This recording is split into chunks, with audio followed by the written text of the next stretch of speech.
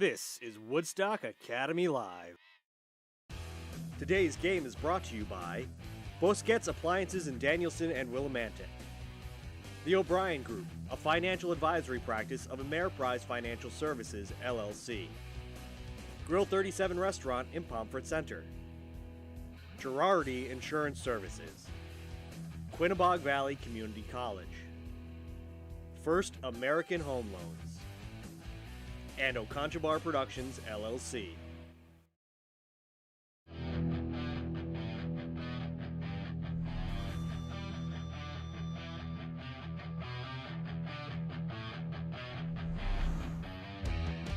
Woodstock Academy. Ethan Davis barking the signals. He goes back to throw, looking down the field, tucks it, then throws, long forgets, throwing it, touchdown, Jackson gets! Touchdown, Jackson gets! He got behind the D. He beat Liam Pickett to the ball, and Jackson gets with a 33-yard touchdown reception. This is Petrella. Petrella trying to dribble her way through, using that stick and had it knocked away, but picked up there by Perry. Back to Petrella, sends it in, and it's a goal for Woodstock Academy. And on it is Odorsky. Odorsky got it off his back. Could be a problem. Get it? He got there first, he shoots, and he scores! Ryan Odorsky. Now, for all the play-by-play action, here's Woodstock Academy Sports Information Director, Mark Allard, and color commentator extraordinaire, Greg Smith.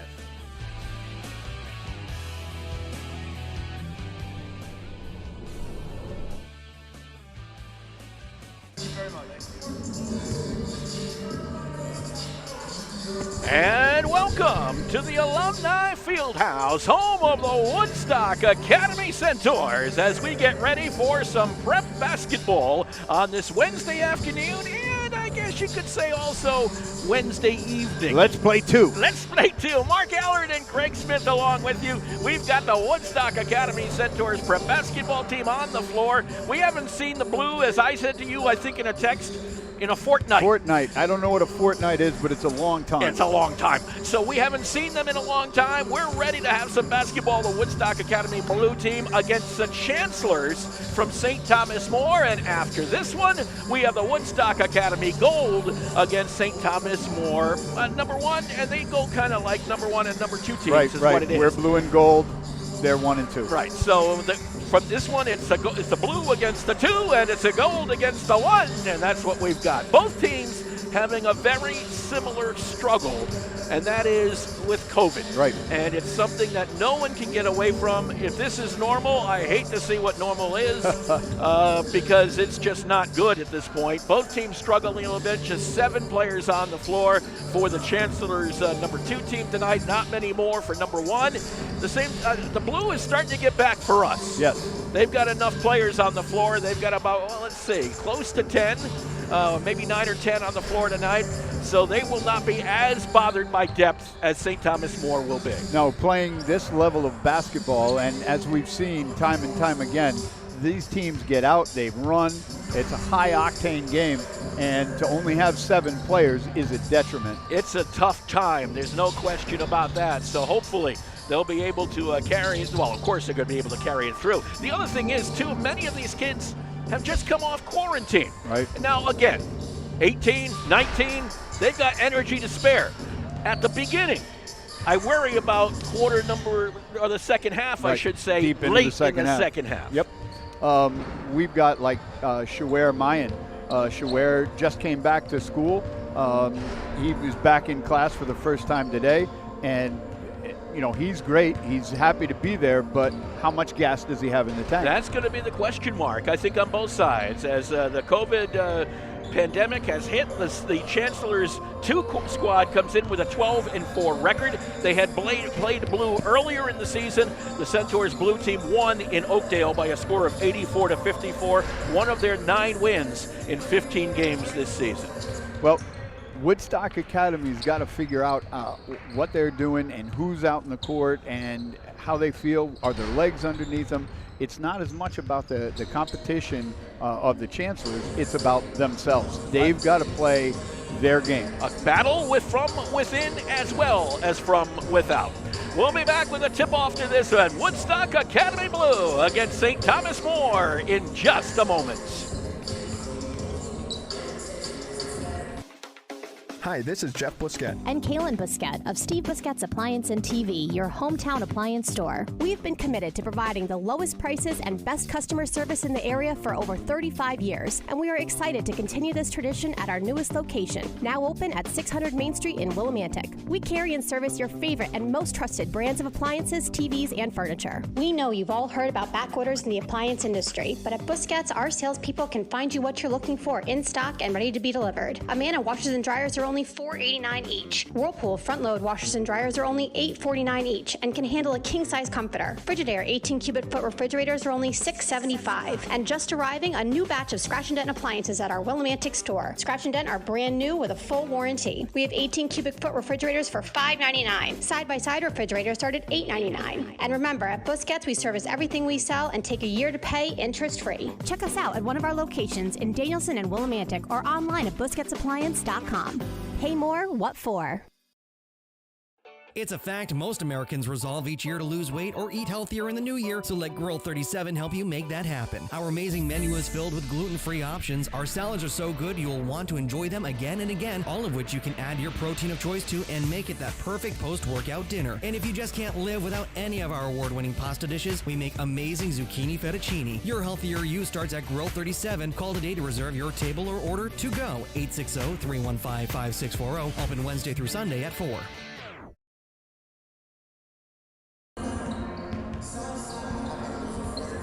And we'd like to thank our fine sponsors on this broadcast: Girardi Insurance Services, O'Brien Financial Group, Grill 37 Restaurant, Busquets Appliances and TV, First American Home Loans, Oconchabar Productions, and Quinebaug Valley Community College. Our sponsors here on all of our broadcasts. We're happy that you're in with us tonight. I know we have at least, and it's not from our squad, but I had a call from Florida today, from the grandfather of Ben Chittick of St. Thomas More. Nice. And we'd like to say hello down in Florida, right? Absolutely. Absolutely. We heard about college roommates, old college roommates that are listening into the games. And yeah, Miss Strother, if you're out there for the Gold game, it's nice to hear from you again. Absolutely. So this has been so much fun, getting to know these guys that are a part of our blue and gold teams and their families. Because of COVID and because of distance, not a lot of them have been able to travel to the game, so we're happy to be able to do this so that they can see their sons play. They were all dancing in my class today. I don't know about yours, but it was because many of them, of course, will be leaving in March or so. So Their first semester is the one where they really get into classes, and their second semester they concentrate on basketball and weight training and everything, and finding out where they're going to go to college next year and things like that. So many of them don't have a lot of classes in the second semester, and they're like, yeah.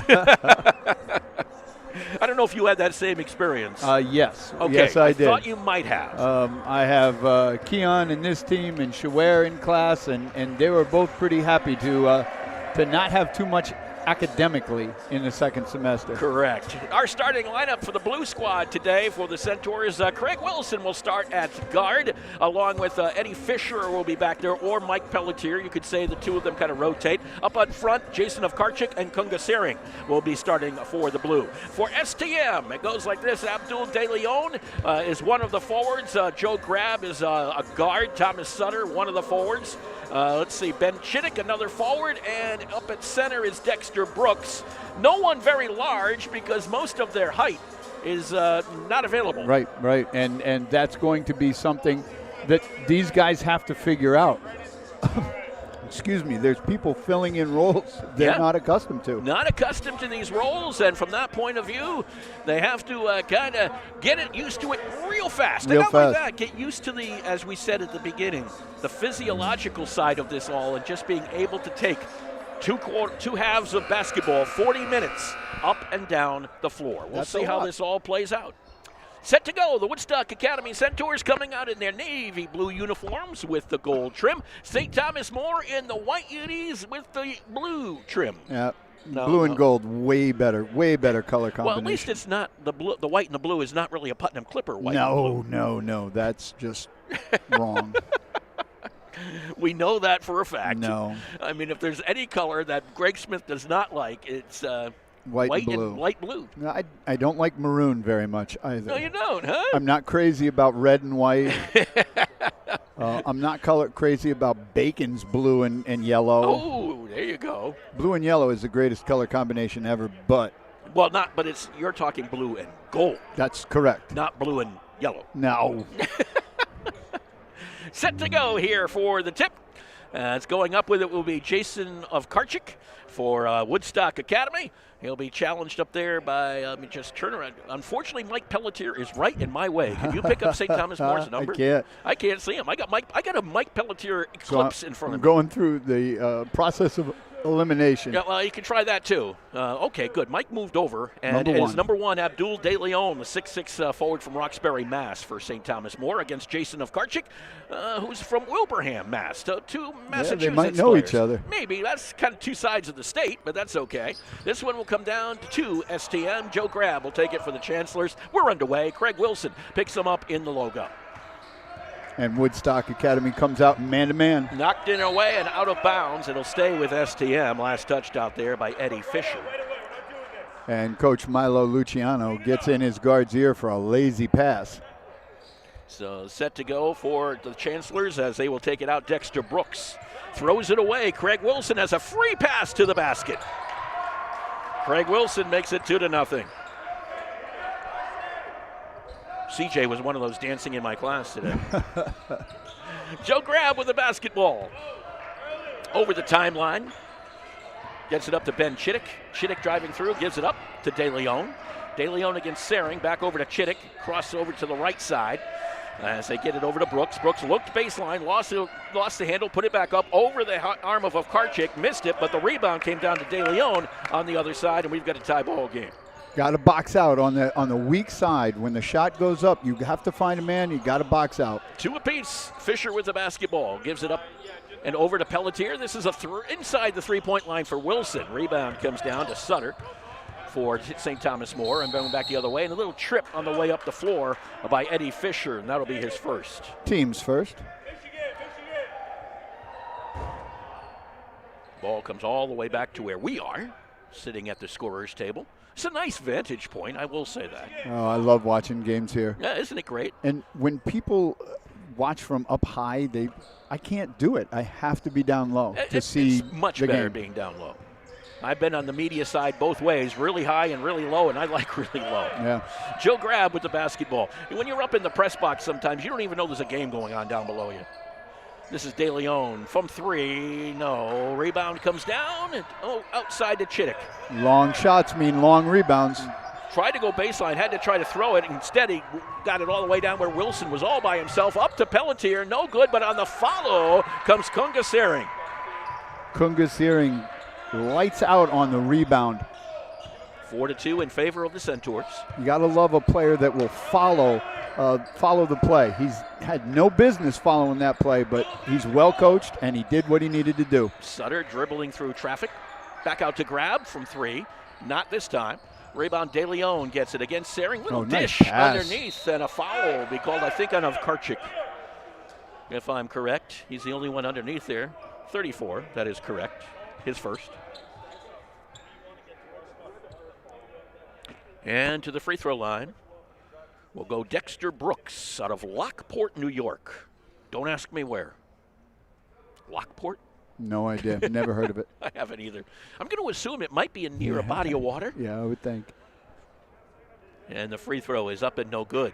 One more attempt for Mr. Brooks. Any potential big men out there? And Brooks got hit in the head. He's having a little trouble shaking it off. Yeah. And now remember, with only 7 kids, right? That's not good. And the officials doing a nice job going out and talk to him, make sure he's okay. Give him a second. I always taught my kids to tie your shoe. That's almost like the umpire with the catcher. Yep. When he goes out to the pitcher, the umpire takes his time or whatever when he knows the catcher is shaken up. Hit the baseline. Did it really? Okay, out of bounds, back over to the Chancellors. Pelletier's right foot hit the baseline. 1 point lead for Woodstock Academy. Dexter Brooks is still. Yeah, he's still kind of hurting over there. Maybe a little bit of a headache. Brooks comes out to pick that one up. and quickly gives it up to Sutter. Full court man pressure for Woodstock. Fisher picks up Sutter. This is De Leon. Back over to Brooks. Brooks behind the back dribble, drives, puts it up, goes to the floor, got the basket. He's taking a few hits today, got some points though, and gives the Chancellors a 5-4 lead. Craig Wilson right in front of us, straddling that timeline. Oh, push him right now. If you're Grab, push him. Make him hit that half-court line. Ovkarchik over to Pelletier. Back to Ovkarchik. Tried to drive on De Leon. Quickly gave it back up to Wilson. Over the top to Saring. A little too high, out of bounds. It was saved by St. Thomas More when he probably shouldn't have. Yeah. Ball went out of bounds off of STM. It'll be remaining with Woodstock Academy. Checking into the game, Abdul Ba. He'll replace Brooks. Good move on STM's part. Try to get him a little break. See if he can get his back together again. From the elbow, Saring, jumper is no good. Rebound Wilson and blocked, but the shot clock went off, I think. It did. And whether or not it was supposed to is another question. Zering's shot hit the backboard. The foul was on Sutter. That is his first. Team's first. And the thing it should not have gone off. They're going to have Brooks check with the trainer, by the way. Good move there just to make sure how you don't want to mess around with a head injury. No. You just do not. Saring, I don't care if you only have 7 on the bench. But Pelletier. Now they only have 1 I on know. the bench. You only got 6 kids now. This is Wilson to Saring from 3. Buried it. That was Belleville 3. For those of you from around here, that is. 7-5. I forgot we're doing a prep game. You may not know where Belleville is, but it's a long way from here. It's a long way away, like Kunga's Zeering shot. Yeah. Jumper by De Leon is good. That's a 2. De Leon with his second basket of the day. That should be 8-7. No, 7-7. 7-7. That's what I had. Okay, I was like, I was at 8-7 for a moment there. I had 7-7. Pelletier over to Wilson. Oh no, sprained ankle. Wilson looking to drive, gives it up, and inside to Saring. Grabs, rolled his ankle. You've got to be kidding. No. Oh my gosh. This is not going well for St. Thomas More right now, as now Grab has got to go to the sideline. We have nobody else on the bench for St. Thomas More. Who scored that last basket? Saring. It was Kunga. So it's 9-7 in favor of Woodstock Academy, and about 10-0 or 5-0 as far as the bench is concerned, as far as how many people are over there right now. Brooks went to the trainer. Now Grab is holding on to his ankle. De Leon's jumper from the elbow is no good. Rebound, Wilson. Wilson quickly up ahead to Ovkarchik. Ovkarchik goes in nice and drives move. and gets the basket. What great body control by Ovkarchik to get that shot up, to catch the pass and get that shot up. Well, now's the time for Woodstock just to run. Right, absolutely. And Logan Talbot's in the game for Woodstock. De Leon with the basketball. He had 29 points in a win over Hyde of Maine in their last outing. A big win, 104-49. De Leon lost it off of his knee, got it back somehow. Gets it over to Ba, and he puts it up and no good. Rebound tipped out of there by Fisher, up ahead to Wilson. Wilson, a quick give and go to Talbot, and Talbot goes and gets the basket. And a timeout for St. Thomas More. That might be a good idea. 13-7 in favor of the Centaurs. When it comes to financial planning, one size fits all isn't a fit at all. Ask the O'Brien Group, a financial advisory practice of Ameriprise Financial Services, about the exclusive Confident Retirement approach. It's a personalized, flexible, step-by-step approach towards financial balance, so you can feel confident about the future as well as your wants and needs of today. With the Confident Retirement approach and a one-on-one relationship with an advisor, the O'Brien Group will help you live life and save for tomorrow in a way that's right for you. It's what financial balance is all about. So call me, Pat O'Brien, today at 860-208-9913. My office is conveniently located above the Shopper's Guide in downtown Putnam, Connecticut at 66 Main Street. The Confident Retirement approach is not a guarantee of future financial results. Investment advisory products and services are made available through Ameriprise Financial Services Incorporated, a registered investment advisor.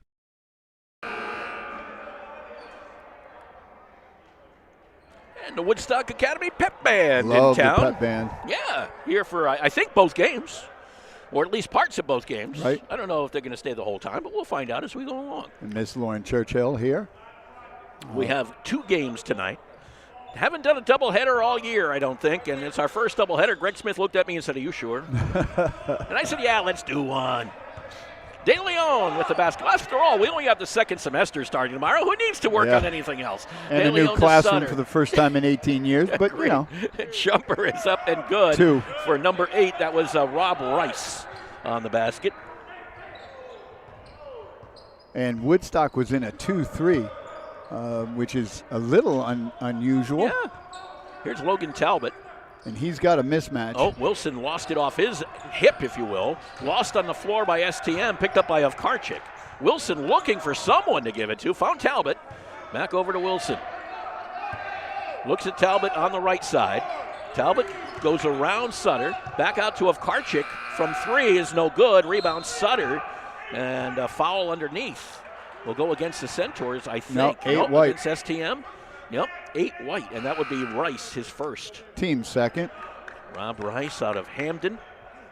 Keon Henderson into the ball game for the first time tonight for the Centaurs. Out of Detroit, Michigan. Here's Kunga Sering. Inbounds and another foul. This one will be on Rice again. Ooh, that's 2 quick ones on Rob Rice. And Brooks is back, which is a good thing. So Dexter Brooks is going to check back in for Rob Rice.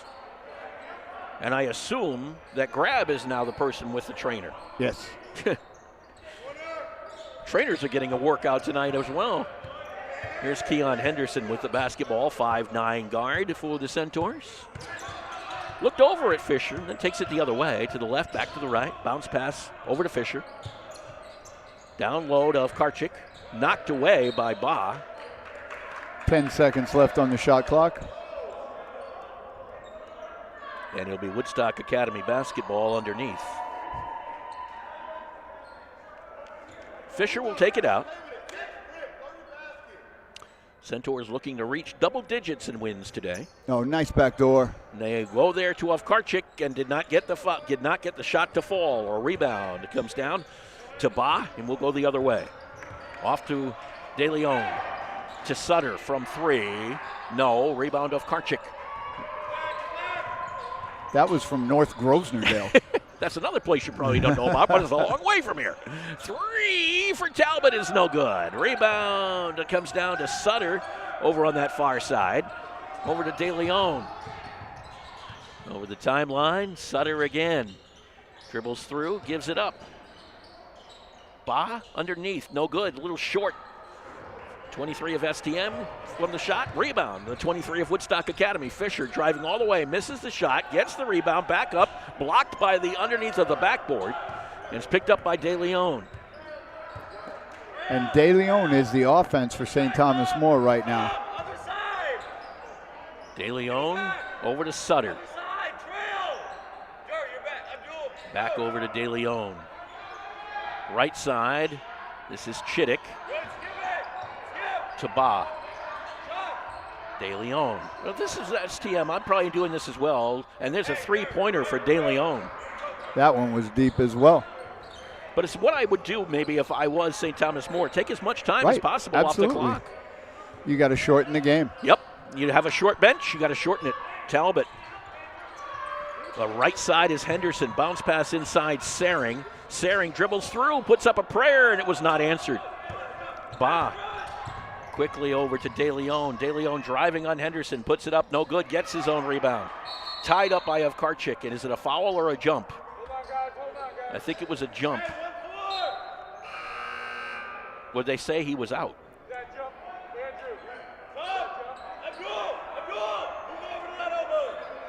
Out of bounds. Stepped out of bounds. Okay, that's what I couldn't tell. Was it a jump, a foul, or out of bounds? The Woodstock player was out of bounds when he touched it. Here's Brooks underneath to Ba. Ba was not anticipating that, and that time it goes out of bounds for sure. And nice job by Shawera Mayan, who just checked into the game for Woodstock, just being a big presence out there. And I don't think Ba had any anticipation of that pass from Brooks. No. He was like, what's this doing coming my way? And shot clock situation. So they have to fix the shot clock a little bit. Back to 20 seconds, 23 seconds, I do believe. Mayan will take it out. 6'8" player out of Jackson, Michigan. And John William Hominen is in for Woodstock. So I always will go with that one with Jan Wilhelm Hominen. What do you think? All right. William. It's kind of like Jan, I think, is probably, he is from Finland, so I think Jan might be the correct pronunciation. Sering looked to move inside the lane, puts up another prayer, and again, just not answered. Right. Ba on the rebound. Sering is doing everything he can to try to get something in there. It's just not coming down in the right area. De Leon with the basketball. Talbot's on him. Over to Sutter. Sutter, a bounce pass, tried to get it to Ba, and he can't handle it. Sering going the other way. Bounce pass to Talbot. Talbot is just going to roll around the top of the rim and out, and a foul underneath. It'll be basket interference on Searing. Goaltending, okay. Basket interference on Searing. He touched it when it was on the rim. Didn't matter. It didn't go in anyway, right. So really no harm, no foul. 13-12, the score remains in favor of Woodstock Academy. It's just the ball goes to the Chancellors. Brooks with the basketball, thought about taking the jumper from the elbow, kicks it out to De Leon, misses the one just inside the arc. Ball rolled around a little bit before Mayan picked it up. Henderson. Jumper from three is no good for Sering, and the rebound comes down to Ba. 11:18 left to go, first half of play. Chittick lost it out of bounds, off of Chittick. He's going to argue that a little bit, to no avail. He's saying he got fouled by Keon Henderson, but I think just as easily that Chittick could have been called for the push-off. Yeah, I think when the two of them came together, there's no question. The ball went out. I think he was arguing about both things. Well, didn't it go off of him then? And the answer was no and no. Henderson with the basketball. Coach Washington's getting serious. The jacket's off. Yep. Henderson spinning around, back out top to Hominen, over to Pelletier. This is Henderson. Gets some help from Hominen. Tries to do a little quick. dribble-dibble, goes in, and he gets the underhand layup. So quick. College coaches, if you're watching, Keon Henderson is lightning. 15-12. He dribbles, he dabbles, Johnny Most type stuff, you know? Goes to the underhand. Sorry. De Leon, turnaround jumper is no good. Rebound comes down to Rice, kind of tipped off his wrist. Picked up the loose ball was Henderson to Talbot on the outlet. Tries to drive in the side of the backboard this time. Here's Sutter going the other way. Jumper from three. No good. Missed everything. It'll go out. It'll be Woodstock Academy basketball. And it landed out of bounds. Almost at the halfway mark of the first half. Fast moving, but not a high scoring first half. And you see there's definitely COVID residuals in this. A little rust, if you will. Yes. Shows in the offense. Here's Henderson tossing it over the top to Mayan and just a little too far. Shows in the offense as far as the rust between the connection, if you will. Timeout called by St. Thomas More with 10 minutes and 3 seconds left to go. 15-12 Centaurs. Attend Quinnebog Valley Community College for free. If you will be a first-time college student, a Connecticut high school graduate, and resident of any age, you meet two of the qualifications. See if you meet the qualifications at qvcc.edu/pact. It is always free to apply to QVCC.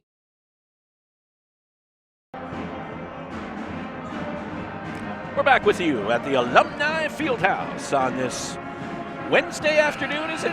Wednesday afternoon. I think. Yep. Waiting for a storm on Saturday that might be devastating. Hold it. It's not a storm. It's the storm of storms. Right. Isn't that right? Snowmageddon. Don't you love it when the meteorologists just get so up and giddy? Up. Yeah. They're almost giddy. Yeah. You know, and they're like, well, you know, it might, but we can't say that. They want you to watch tomorrow and the next day. And the next day. And I find that snowstorms on Saturday are just useless. Yeah, I'd rather. What's the point? Have it on Monday through Friday. Why can't we outlaw weekend snowstorms? That'd be my question for you. Oh, look at Keon Henderson. De Leon got back to the basketball, threw it, had to try to give it to somebody. Coming down with it was Hominen, and Hominen puts it up and home. That one was an interesting play. I'm telling you, Keon Henderson is so fast. 17-12 in favor of the Centaurs. Here's Sutter dribbling through, back out. De Leon, jumper, Yes. Had to wait for that one to fall. Hit every part of the rim and went in. Somehow. 17-14. Back to a 3-point advantage here.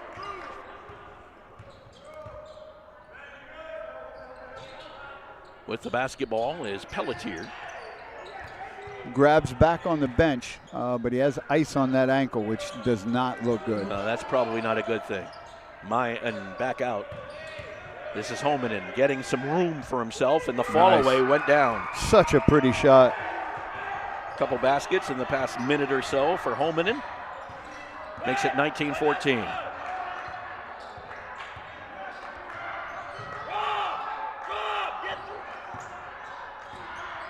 With the basketball is St. Thomas More. De Leon over to Ba.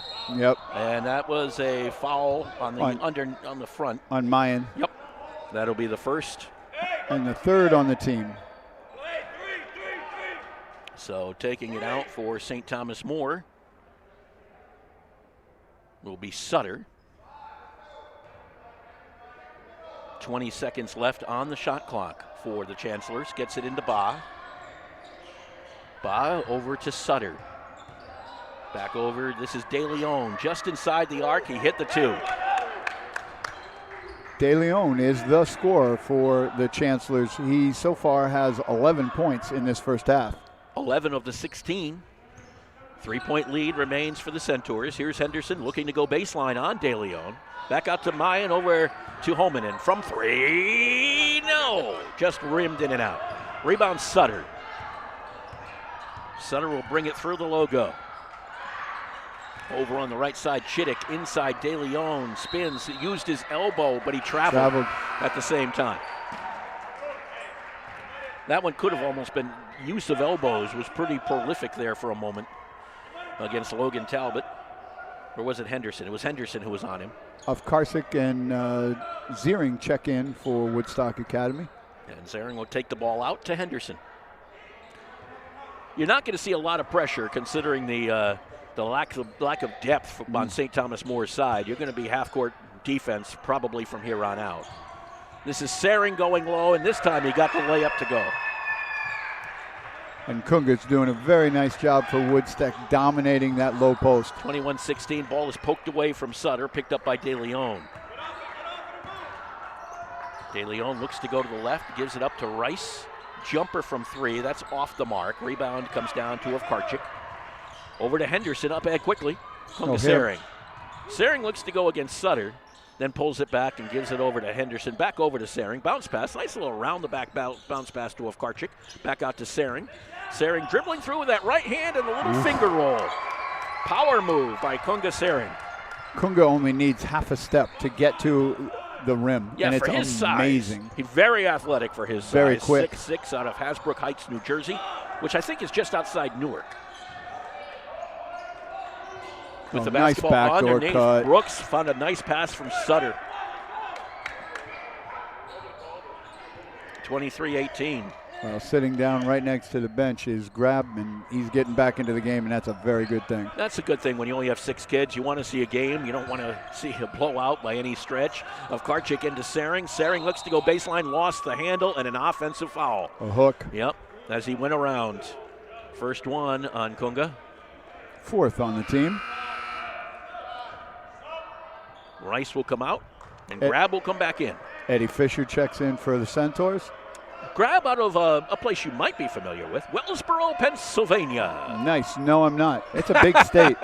It is a huge state. Believe me, I've driven through it. Took me about 3 days to do it, but I've driven through it.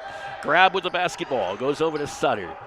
Sutter along the baseline is Grab. Grab quickly back out to Chittick from three. He will hit the three-pointer. Just outside the three-point mark. 23-21. They're not going away. Henderson with the basketball underneath. Couldn't get the little underhand layup to roll. Sutter up ahead to Grab. Grab doesn't show any problems with that ankle right now. Grab dishes it back out to Chittick. This is Sutter who works it around to De Leon. De Leon left-hand dribble and a foul, a push-off. That'll be on Ovkarchik. Or was it? I think it is. Yep, Ovkarchik. His second. Yep. Team's fifth. You could see that one. He just kind of moved that arm on him and pushed Yep. De Leon out as far as he could. Can't blame him because De Leon's been pretty darn effective And very offensively. quick. His first step is very quick. Not bad for a 6'6" kid. This is Brooks to grab to De Leon in the corner against Wilson, and a foul. Was That'll that be on Wilson? Searing. Or Searing? Searing, yep. His second. 16 fouls. Next one, they'll be shooting 1-on-1. 5.5 to play, 2-point lead for the Centaurs. At halftime, hopefully we'll be able to talk with the head coach of the Woodstock Academy Gold and really the head coach of the entire program, Jacques Rivera, will be joining us. Talk a little bit about game number 2 and just about the season as a whole. They get this one into Chittick. Chittick over to Grab. Grab back out. Sutter from 3. No good. Rebound comes down to Chittick. Back over to Sutter. Underneath. Baseline. Brooks gets it up and good. Dexter Brooks did a very nice job on that one. We got a timeout, Woodstock. All tied up. 23-23. We'll take a break, and we'll be back with more in just a moment.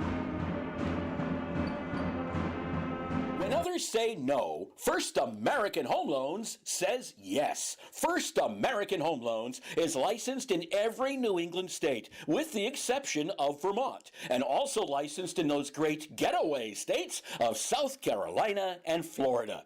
First American Home Loans has been helping borrowers for over 30 years, and Keith Wilcox would like to say thank you to all of his past customers, and he's excited to help you, his future customers. Just call or text Keith Wilcox at 860-428-6300.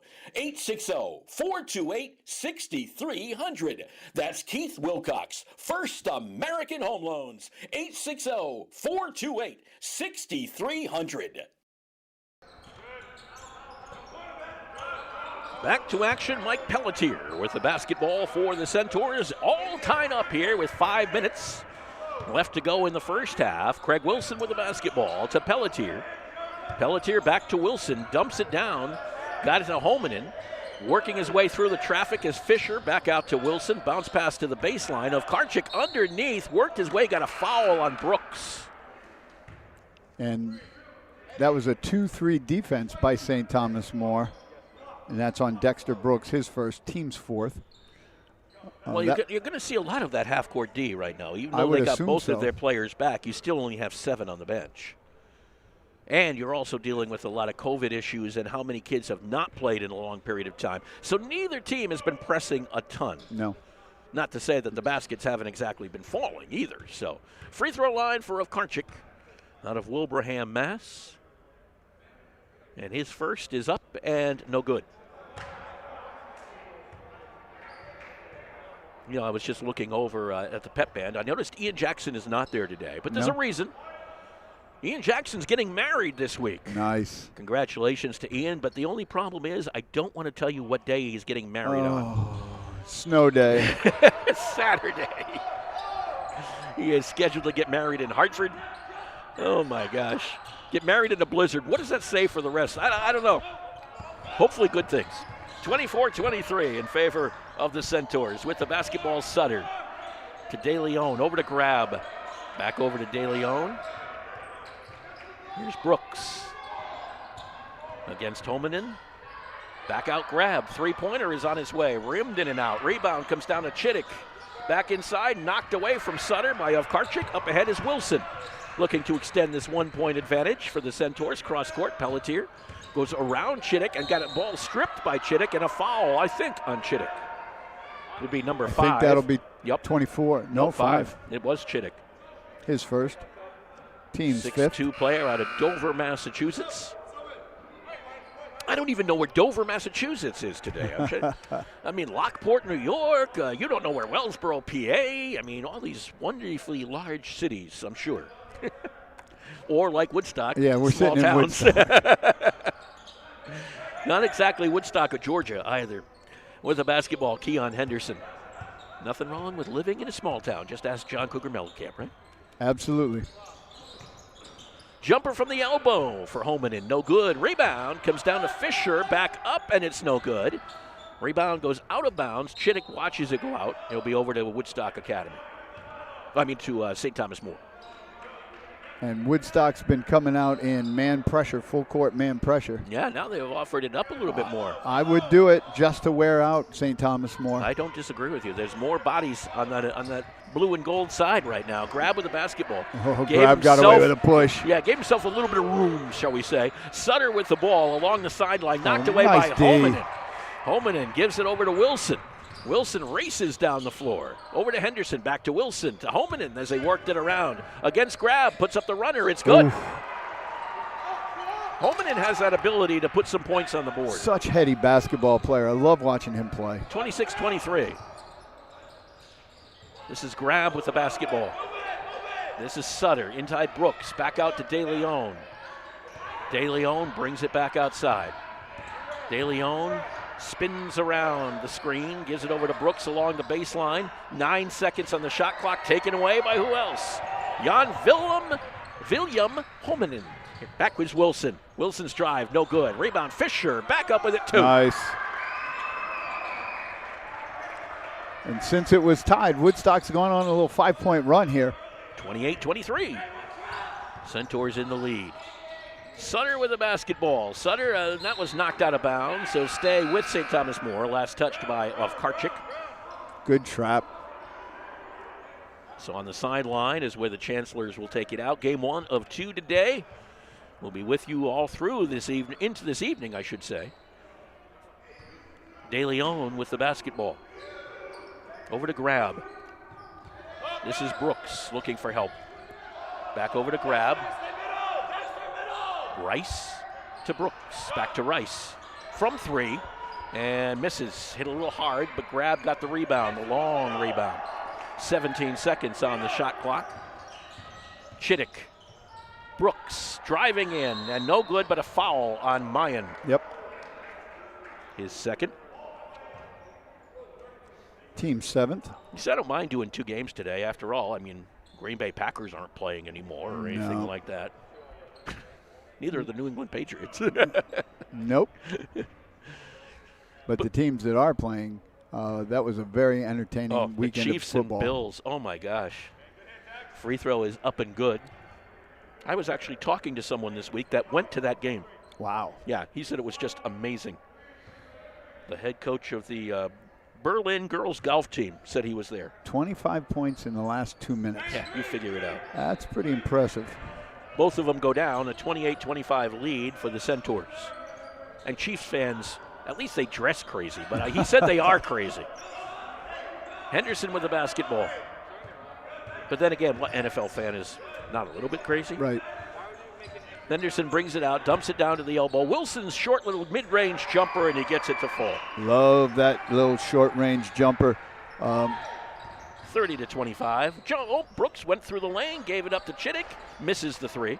Rebound Wilson went up and over the top of De Leon, little hops by number 13. Here's Logan Talbot, and it goes out of bounds off of Talbot. Yep, dribbled it off his foot. So we'll go back over to St. Thomas More with 1:33 to go here in this first half of basketball. Brooks with the basketball. Over to Grab.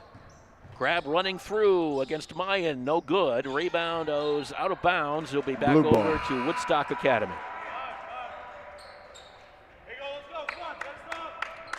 So taking it out will be Fisher. Chance to put the Centaurs up by 7 as we get close to the end of this first half. St. Thomas More is in man. Henderson against Grab. Left side, and we've got a whistle. An offensive legal screen foul, on Shawer Mayan. That'll be his 3rd. So 3 on Mayan. And that's a player control foul, offensive foul, so it will not be a shooting foul, even though that's 8 for Woodstock Academy in this half. This is Grab with the basketball. Grab brings it up the floor. Keon steals it from Grab, puts it up, and the layup is good. Keon, 32-25. you could see it coming. He set him up for that steal. Keon Henderson set Grab up for that steal. And Grab does not want to be taking the ball up right now. De Leon over to Grab.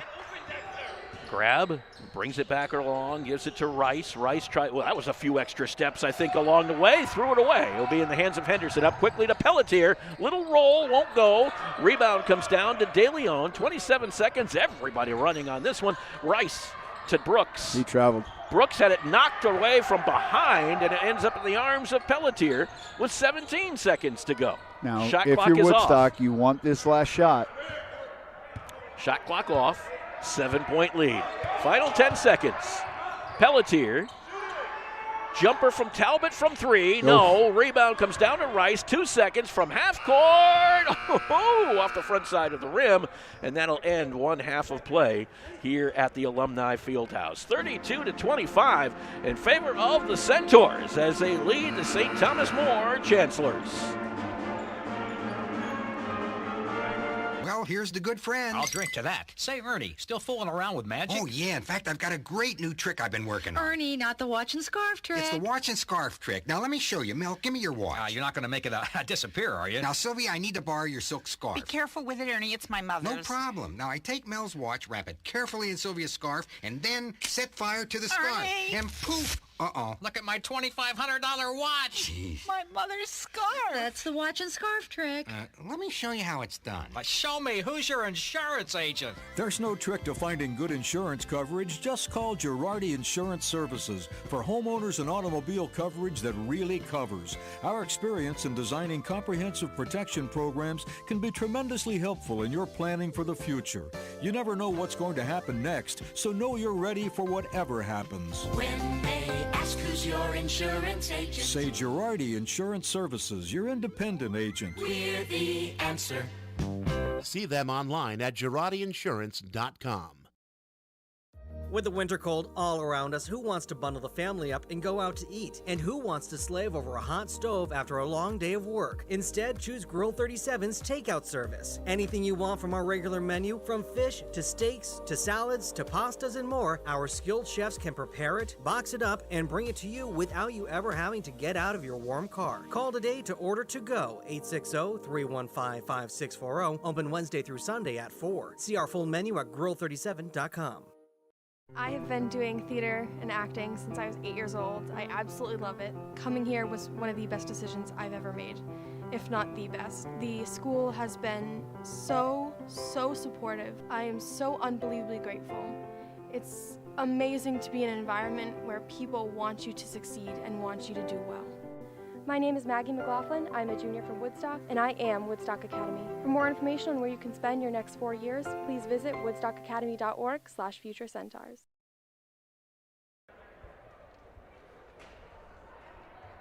Back with you here at the Alumni Fieldhouse, a 32-25 lead for Woodstock Academy. The Blue leading STM2 here in our first game of our. Now it's my turn. That was easy for you to say. Now it's my turn to kind of could not get the words out, as the saying goes. 32-25 in the first game of our doubleheader. And by the way, I mean, I don't know sometimes how we fit and squeeze and everything else, all of our games in that we have here at the Fieldhouse, and for that matter, everywhere here at Woodstock Academy. But there was a girls' basketball game prior to this, which New London won by a score of 53-18. But such a good team. They are a very good team and a good effort by our Woodstock Academy girls. No question about that. And, you know, it's a case where I think everybody, as New London has been a very good team over quite a few years now in the girls' basketball world, if you will. And that's what we want to be. I know I heard Coach Sean Saucier, our athletic director, talk about it beforehand. That's what we want our program. That's the level we want our program to be at. That's the way we want to compete. Absolutely. Just to get after it. And those girls from New London were very, very skilled and very aggressive, and it really showed.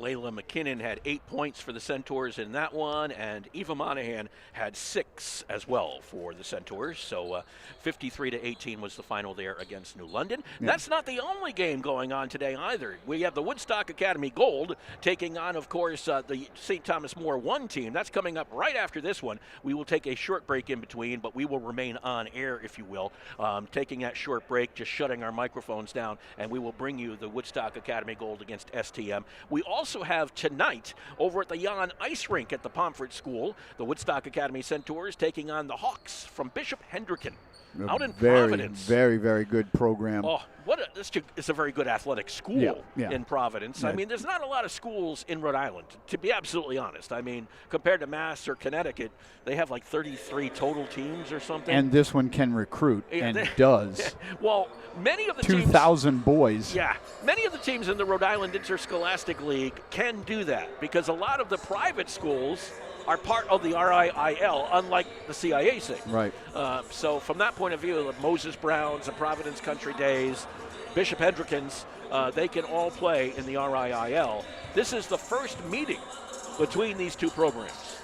We played them in basketball here in a Christmas tournament, and they are very, very well coached. They are very aggressive. They came in and gave us some business.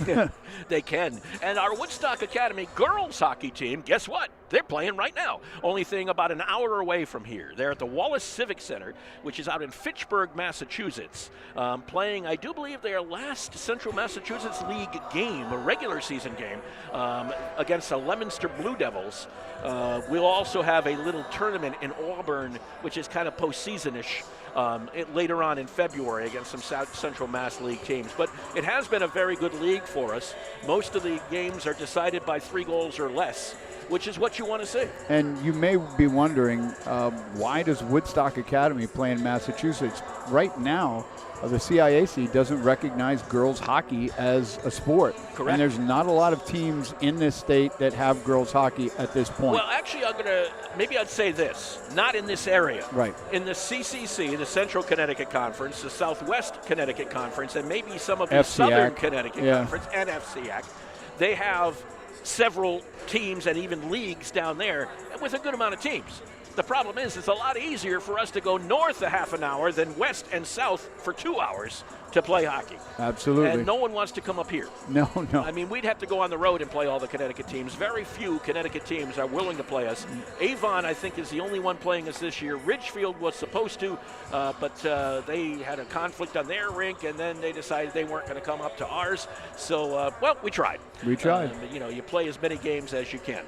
So we do have, we're at halftime, a 32-25 lead for the Woodstock Academy Blue over STM. When we return, halftime statistics with Mr. Greg Smith.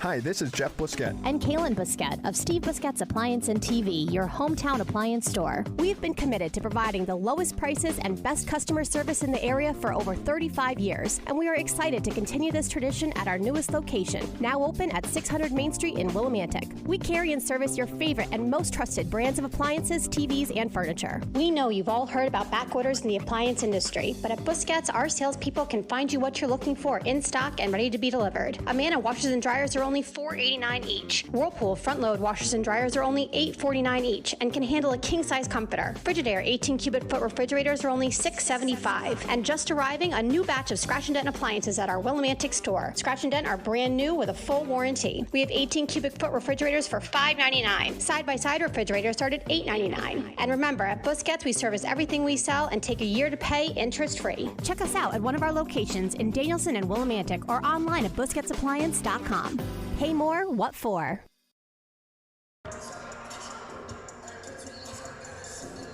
And welcome back to the Alumni Fieldhouse. Here's some first half statistics for the St. Thomas More Chancellors and Coach Milo Luciano. Abdul DeLeon led the team with 11. Ben Chittick had 3. Rob Rice had 2. Dexter Brooks had 9. That's 25 points. All the points for the Chancellors. For Woodstock Academy Blue and Coach Denzel Washington. Yes, I said that right. How many Emmys? Yeah. Oscars, whatever. Keon Henderson with 4. Logan Talbot with 2.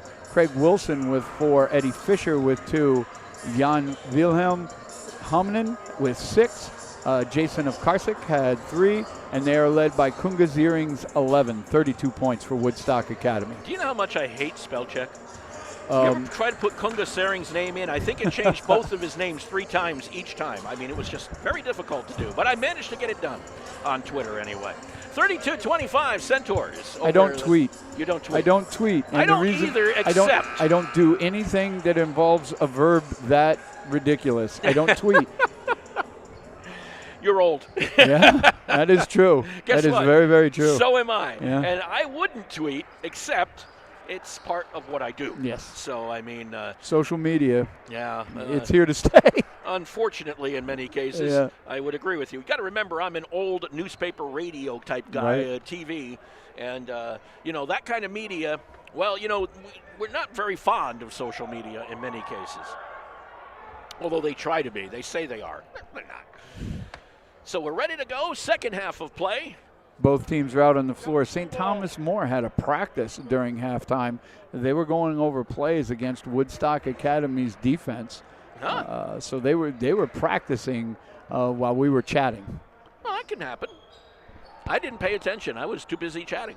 Yeah, it looks like Brooks and Grab are back on the floor to start for St. Thomas More, along with De Leon. Let's see who else is out there. Chitnick and Sutter. Kunga Sering, Craig Wilson, Eddie Fisher, Jason of Karchik.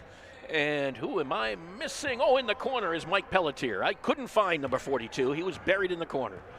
32-25, we're underway, second half of play. Craig Wilson with the basketball for Woodstock Academy. Dribbling around the logo. Bounce pass to Ovkarchik. Ovkarchik bounce pass right side. Gets it over to Fisher. Fisher brings it back out near the arc. Bounce pass to the elbow. The turnaround jumper by Sering, and he's fouled as he did so. If that's on Brooks, that's a problem.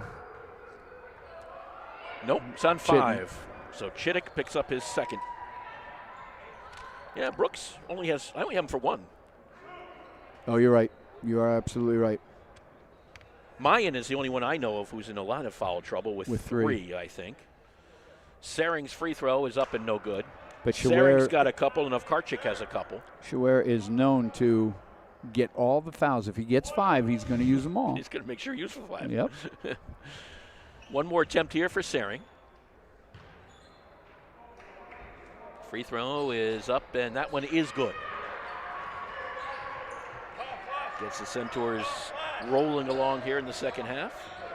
8-point lead, 33-25. Pressure works this time. The double team, and then a travel against Woodstock Academy. Unfortunate, the double team worked. He can't travel. He can't travel if he doesn't have the ball, and he didn't have the ball. Double team, the ball was up in the air. Sering, he didn't. He dribbled didn't have it control. Once. He dribbled it once. And it did hit off his foot, I will say that, but it couldn't be a travel. Could be out of bounds, could be somebody else's ball, but not a travel. De Leon over to Sutter. Sutter dribbling through, gives it to the corner. This is Grab from 3, and Grab hits it. Grabs, that's his first bucket of the game, and he picks a very good time to hit it. 5-point differential, 33-28. I almost wonder if that traveling call was a little bit, I blew my whistle, what do I call? Right. Fisher inside to Sering. Sering's baseline move is good. And I don't think you want to let Kunga Sering get on a run here. Got, what, if you're 15? St. Thomas More. 15 points now, I think? 14. 14. Underneath. Oh, that's right. He missed a free throw. Wilson watched that one go out of bounds. Last touched by Woodstock Academy. St. Thomas More will retain possession. Grab underneath. Woodstock Academy goes to a 2-3 on the baseline out of bounds. Brooks with the basketball. Over to Sutter. This is Grab high above his head. Back over to Sutter. Left side. Back to Sutter. That's over to what Brooks. you need. Free throw line. Back to Sutter. And that one was kicked by Wilson. Go back over to St. Thomas More. And that'll reset the shot clock to 20. One game tomorrow here at Woodstock Academy. The Centaurs, the boys basketball, high school boys basketball team, will take on East Lyme. That game is a makeup. The one that was previously postponed. Looks like they'll get this one in before some more may be postponed. Sutter to De Leon. De Leon trying to dribble by Sering, forgot the basketball. Sering picks up the loose ball, dribbles it down the floor quickly, goes right to the hole, puts it up and home. There was no denying Kunga Sering on that one. No. And I believe that was C.J. Wilson that knocked that ball away initially. 37-28, De Leon to Sutter. Playing around that timeline a little bit, huh? Chittick with a shot, no good. Rebound Pelletier. Up ahead quickly, Sering. Sering gets it before he goes out of bounds. Moves on in, no foul called. Tip by Fisher, no good. Sutter got a hand on it. Ovkarchik comes down with it. Back over to Sering. Bullet pass underneath. Grab took it away, but Fisher picked up the loose ball and put it in, and a foul. So Fisher got in there. The basket is good. The foul is on Grab. That'll be his first. Team second. I'm putting Eddie Fisher on the line. And I know you already said that I'm old, but I remember Eddie Fisher being married to Liz Taylor. That's how old I am. I was gonna say you're not going there, are you? I think, now here's another good one for you. I think there was a California Angels pitcher named Eddie Fisher. Yeah, there was. Now I'm getting really old. Gets the foul shot anyway. 40-28 in favor of the Centaurs. Trent Peters is looking at us like, what are these guys talking about? What are they, ancient? Liz Taylor? Eddie Fisher? Yeah. California Angels? It's Anaheim, don't you? Or it's L.A. now, I guess. Nice. Underneath it goes. It'll be out of bounds. Back over to the Centaurs. 12-point lead for Woodstock Academy and all of our merriment. Timeout, St. Thomas More. 30-second timeout called. 40-28 in favor of the Centaurs. It's a fact most Americans resolve each year to lose weight or eat healthier in the new year, so let Girl 37 help you make that happen. Our amazing menu is filled with gluten-free options. Our salads are so good you'll want to enjoy them again and again, all of which you can add your protein of choice to and make it that perfect post-workout dinner. And if you just can't live without any of our award-winning pasta dishes, we make amazing zucchini fettuccine. Your healthier you starts at Grill 37. Call today to reserve your table or order to go. 860-315-5640. Open Wednesday through Sunday at 4.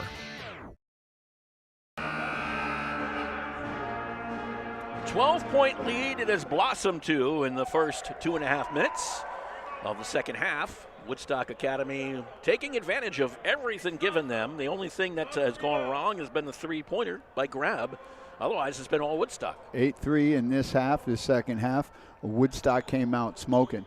And so far, St. Thomas More hasn't been able to adjust. And it'll be Woodstock Academy basketball, a chance to take an even bigger lead here. Roll. Somebody has to move. They get it underneath. Ovkarchik had it just ripped away by Ba. Jump ball called. It'll go over to St. Thomas More. Ba did a nice job of tying it up. Ovkarchik made the mistake of putting the ball on the floor. You don't put the ball down where the little people live. Now, not that Ba is Ba's little. not little, no. Sutter to De Leon, but where anybody lives for that matter. 1-2-2 press by Woodstock. Got through that, got through the trap by passing between. Sutter's jumper from the elbow is good. Needed if you're a St. Thomas More fan, you needed that basket. 40-30. Craig Wilson brings it up the floor. And the Woodstock Academy Gold team comes into the gym. Ovkarchik to Sering. Sering works his way underneath in the lane, kicks it out. Ovkarchik inside the arc. Jumper is no good. Rebound, Brooks had it taken away by Sering, who went to the hole, no good. Rebound pops all the way out to Sutter. Ovkarchik knocks it out of bounds off of, actually he and Chittick were going for it, and it will be last touched by Ovkarchik. So it goes back over to St. Thomas More. And Woodstock's in that 1-2-2 three-quarter court. They're looking to turn up the tempo here and not let St. Thomas More breathe. Sutter with the basketball. That trap was coming. He got rid of it before it got there. De Leon way down into the corner to Chittick. Back out to Sutter. This is De Leon. Other corner. Brooks around Sering. Over Talbot. Passes to Sutter from 3. And Sutter puts it down. That's how you handle that impressive press by Woodstock. Just wait, pass the ball around the perimeter, and hit when it's open. 7-point lead again for the Centaurs after a little 5-point run for the Chancellors. Here's Pelletier. This is Wilson at the free throw line looking for help. Gets a bounce pass, and Pelletier had to go off of Chittick, who was running with him. Yep. Chittick got a hand in the passing lane and knocked that one away. Woodstock Academy ball, 12 seconds to go on the shot clock. And they're setting up a 1-4 low. You'll see Kunga Ziering pop out. They get the ball to Sering. Sering looks one way, goes the other, puts it up. The turnaround will not fall. Brooks on the rebound. Over to De Leon. Brings it down the floor against Ovkarchik. De Leon to Chittick. Chittick back outside Sutter. Sutter high above his head. This is to Ba. Back over to Sutter. Sutter turns around, looked to turn and tried to get it back out. And it will be a foul on Woodstock Academy. Goes on Ovkarchik. His third. Team's first. Well, that's one thing about the girls' basketball game we had before, too. It lasted about an hour and 15 minutes. Not a lot of foul calls, and this one's been going by relatively quickly. Absolutely. If we get lucky, we start before 7, maybe. Who knows? Oh, nice day. Pelletier up ahead quickly. Gets it to Logan Talbot. The runner is no good. Rebound Wilson on the follow. Craig Wilson. Nice hustle by Craig Wilson to follow that Logan Talbot shot. 9-point lead for the Centaurs. Sutter to Rice. Down low, Ba. Against Pelletier. Put it up. Couldn't get the baby hook to fall. De Leon on the follow. No good. Ba on the follow. No good. Pops all the way out to Wilson. He's got some numbers going with him. He had it on 3-2. Goes to Ovkarchik, and Ovkarchik with a finger roll. What a beautiful pass by C.J. Wilson. Seeing Ovkarchik come down the lane and just dropping it off beautifully. Had some numbers, and they utilized him. Sutter had the ball taken away. This is Wilson again down the line. Puts it up and home. Craig Wilson with the basket. Timeout called. I think it's St. Thomas More again who's going to call this one. 46-33. We'll take a timeout as well. 14.5 to play. When it comes to financial planning, one size fits all isn't a fit at all. Ask the O'Brien Group, a financial advisory practice of Ameriprise Financial Services, about the exclusive Confident Retirement approach. It's a personalized, flexible, step-by-step approach towards financial balance, so you can feel confident about the future as well as your wants and needs of today. With the Confident Retirement approach and a one-on-one relationship with an advisor, the O'Brien Group will help you live life and save for tomorrow in a way that's right for you. It's what financial balance is all about. So call me, Pat O'Brien, today at 860-208-9913. My office is conveniently located above the Shopper's Guide in downtown Putnam, Connecticut at 66 Main Street. The Confident Retirement approach is not a guarantee of future financial results. Investment advisory products and services are made available through Ameriprise Financial Services Incorporated, a registered investment advisor. Mark Allard, Greg Smith, along with you on this Wednesday here at the Alumni Fieldhouse. 13-point lead for the Centaurs. It's blossomed again. They did get it down to 7 at one point. And then back came the Centaurs. Now they're in a 2-2-1 press, three-quarter court, and that's what's doing it. They're turning up the tempo. De Leon with the basketball over the timeline, knocked away by Talbot from behind. It was picked up by Rice, back over to De Leon, quickly shifted to Brooks. Brooks back over. This is De Leon. He and Rice almost both caught that at the same time, which could have been disastrous. De Leon gets around not one but two Centaurs and brings it back the other way. Nice hedge by Shawer Mayan. Here's a three by Sutter, and that one hits a little hard off the iron. Picked up by Homanen. That shot clock will not be counted, even though it went off. Pelletier from three. No. Rebound Mayan on the rebound.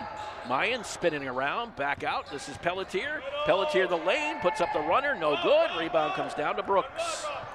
We go the other way with Brooks. Here's a little shovel pass. In goes Sutter. He misses the underhand. Ba on the rebound. Rice from three. No. Ba on the rebound. Tries to go in against not one, but two Centaurs and an offensive foul as he pushed Homanen down, and Homanen kind of sold that one a little bit. Nice. Offensive foul on Ba. That's his first.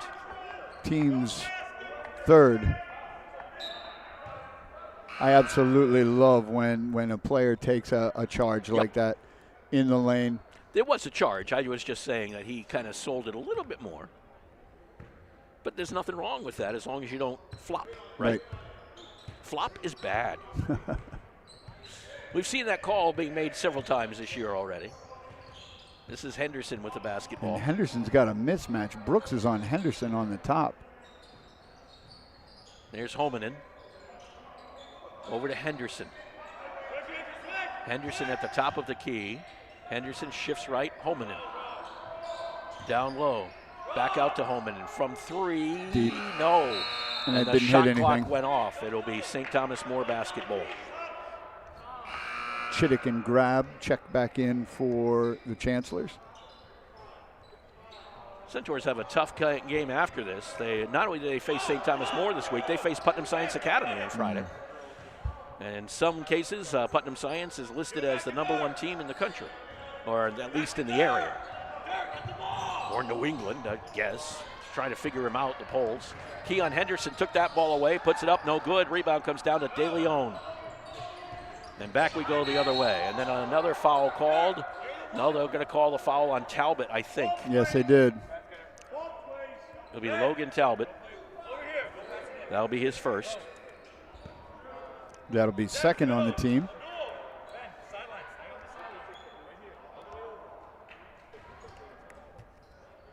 Grab to take the ball out for the Chancellors.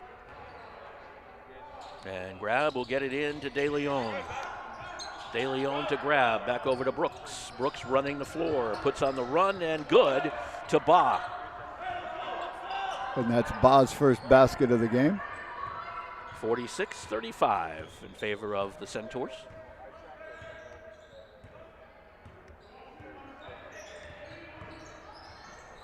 Here's Talbot. Oh, nice drop. Bounce pass into Mayan. That was a beautiful pick and roll, and that's a travel. Yep, it is indeed a travel. So back over to the Centaurs, and they can go up by 15 here, or more. Could be 16. Right. With 12-14 to play in the game. Logan Talbot got the screen and roll for Shawar Mayan, and Mayan put that in, even though it was contested. Nice soft touch off the glass. So it will be Wilson who takes it into Henderson. Henderson bringing it down the floor. Henderson against a De Leon, bounce pass. This is Wilson with the basketball. Wilson to the free throw line. Wilson drives, kicks it out. Henderson from three. No good. Rebound Brooks. Back the other way. Brooks will bring it down the floor. Taken away. He actually lost it, I think. Wilson picks it up. Goes in. Nice pass to Holman. What a nice, that was a beauty. That was a beauty. No look to Homanen. 50-35, 15-point lead for the Centaurs. De Leon brings it down the floor. Well, so far, it doesn't look like the rest has really hurt them too bad. They've been playing well here in the second half. Jumpers up for De Leon, no good. Rebound Homanen. Up ahead quickly to Wilson. Wilson, little shovel pass to Mayan, but it was partially blocked, and we've got a foul. Might be Ba. Yes, I believe it is. Nope, Chittick. Wow. His third. The guy on the front side of the play. Or reaching in, I guess, is what they're going to get him called for. So Mayan will go to the free throw line. How many timeouts do I have left? 2 falls. Thank you. So Mayan at the free throw line with 11:21 to play. His first is good. Beautiful touch. Haven't had a ton of free throws today. No. Just a couple here that's just the fourth in the second half. And only 2 in the first half for Woodstock Academy. Second one is up and good. 52-35, Centaurs. Grab gets the basketball into Brooks. Over to Sutter. He'll race it down the floor. Bounce pass to the baseline. They're going to get Fisher going over the top of Ba. That's Fisher's second. Third on the team this half. And to the free throw line. What? Actually not, because they say it was not set in on the floor. act of shooting. Yep. So taking it out to Sutter. 11-13 left on the clock. Inside, little one to Brooks against Homanen. Brooks trying to back in. Brooks working his way. Threw it outside here. Chittick saves it from going over half. Drives it through against Mayan. No good. Rebound Mayan. Over to Henderson. And he'll bring it up the floor. Henderson over the timeline. On the right side, Talbot. Jumper, 3, good. Logan Talbot. We've seen Logan Talbot make a few of those in this gym. Just a couple. 55-35, Woodstock Academy. Only played here for a couple years, but he made his presence known. Yes, he did. Ba with the basketball. Ba with the hook. Nice touch. Yep. Abdul Ba. 55-37, Woodstock Academy. Henderson will bring it up the floor. Shakes off the high screen.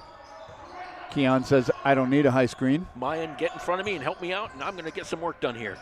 Keon stopped at the elbow. The defense backed off. He took the jumper, came up a little hard on it. Fisher back over to Henderson. And again, Keon has a mismatch with the much larger Brooks on him. And he's been using Mayan as a nice personal screen. Now it's Fisher coming out from that screen. Fisher driving the lane. Fisher putting it up. No good. Rebound. Homanen back up with it.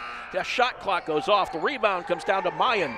Remember, the shot clock would not have counted anyway because it hit the side of the rim. So Mayan gets the basket. And back to a 20-point advantage for the Centaurs. That bounce pass was from Sutter to Talbot. They're not on the same team. Talbot will bring it up the floor. Goes over to Henderson in the logo. Bounce pass to the low post. Mayan took it in the chops, then controlled it, turned around, quick little hook, no good. Sutter from behind. Here comes Eddie Fisher. Managed to save it to Henderson. Smart play. Really nice play. Because it would have been a backcourt otherwise. And Fisher was heady enough to drop it off. Get in the air and get it away. Jumper from 3. Good for Logan Talbot. Couple in a row for Logan. 60-37 in favor of Woodstock Academy. Well, last time these two teams met, it was a 30-point game. This one's heading in that direction. That foul called on Fisher. His third, team's fourth. De Leon will come back into the ball game for grab. 8.5 to play. And Chittick will take it in for the Chancellors. Into Ba. Against Homanen, the ball was knocked away as De Leon was trying to get it. Works his way back the other way, however. Managed to control. Layup, no good with that right hand. Rebound, Fisher. Up ahead to Homanen. Puts it up, no good. Little short, got his own rebound and put it home. Great follow. Wasn't going to give up on it. No. De Leon. Bounce pass. This is Ba against Mayan and fouled by Mayan. No, dribbled out of bounds. Did he dribble? He hit the baseline? I'm sorry. He hit the baseline. But barely. Yep. Barely hit the baseline. Upon review, that might have been overturned. I didn't see it. But that's okay. And we have the advantage of being able to see the replay of this because our monitor is just a little bit slow. A little delay. So you get that little delay, you can watch it, and you're like, that foot really didn't step out, but that's okay. Mayan inside, no good. Rebound, Homanen got up there and got it. This is Fisher over to Talbot from 3. No, not this time. De Leon went up and tried to get it. The ball was touched by Homanen. It came back to De Leon. Homanen is everywhere. Oh, he and Talbot right now have been taking over this game. Oh, nice dribbling display by De Leon and a foul on the floor on Henderson on the reach. That'll be his first, team's fifth. So no, here's free throw. Here's what I would call a lot of substitutions. Yeah. Saring, Pelletier, of Karchik.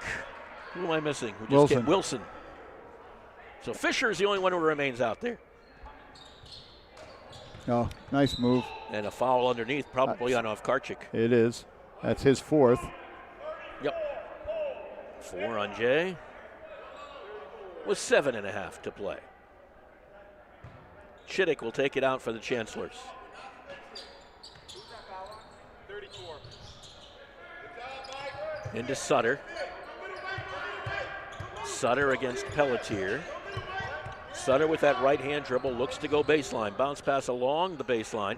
Jumper from Brooks is no good. Rebound. Pelletier went up and a foul underneath. They called it on Pelletier. They called the push-off. Push-off. That's only his first. But that's 7, and we should be shooting. No, is that 7 or 6? 7. 7, okay. And we are shooting. So Sutter will go to the free throw line. 7:13 left to play. In between games, we'll do most likely a post-game show, and then we'll take a short break. Won't go anywhere, really, but we will take a short break. Can I stand up and walk around a little bit? No. Okay. Cannot do that. It's against the rules. Fair enough. You didn't know that you're taped to your chair tonight? Sutter misses the second. Rebound comes down to Chittick. Here's De Leon. Looking to go baseline. Now goes baseline against Sering with a left hand. Nice move by De Leon. Managed to get something done underneath there. He wanted to go to his right in the worst kind of way. He did, didn't he? 62-40. Favor of the Centaurs. Wilson to Sering of Karchik, 16 on the shot. Here's Wilson's three, no good. Rebound comes down to Sutter. Back we go the other way. Sutter, jumper from three for De Leon. He buries it.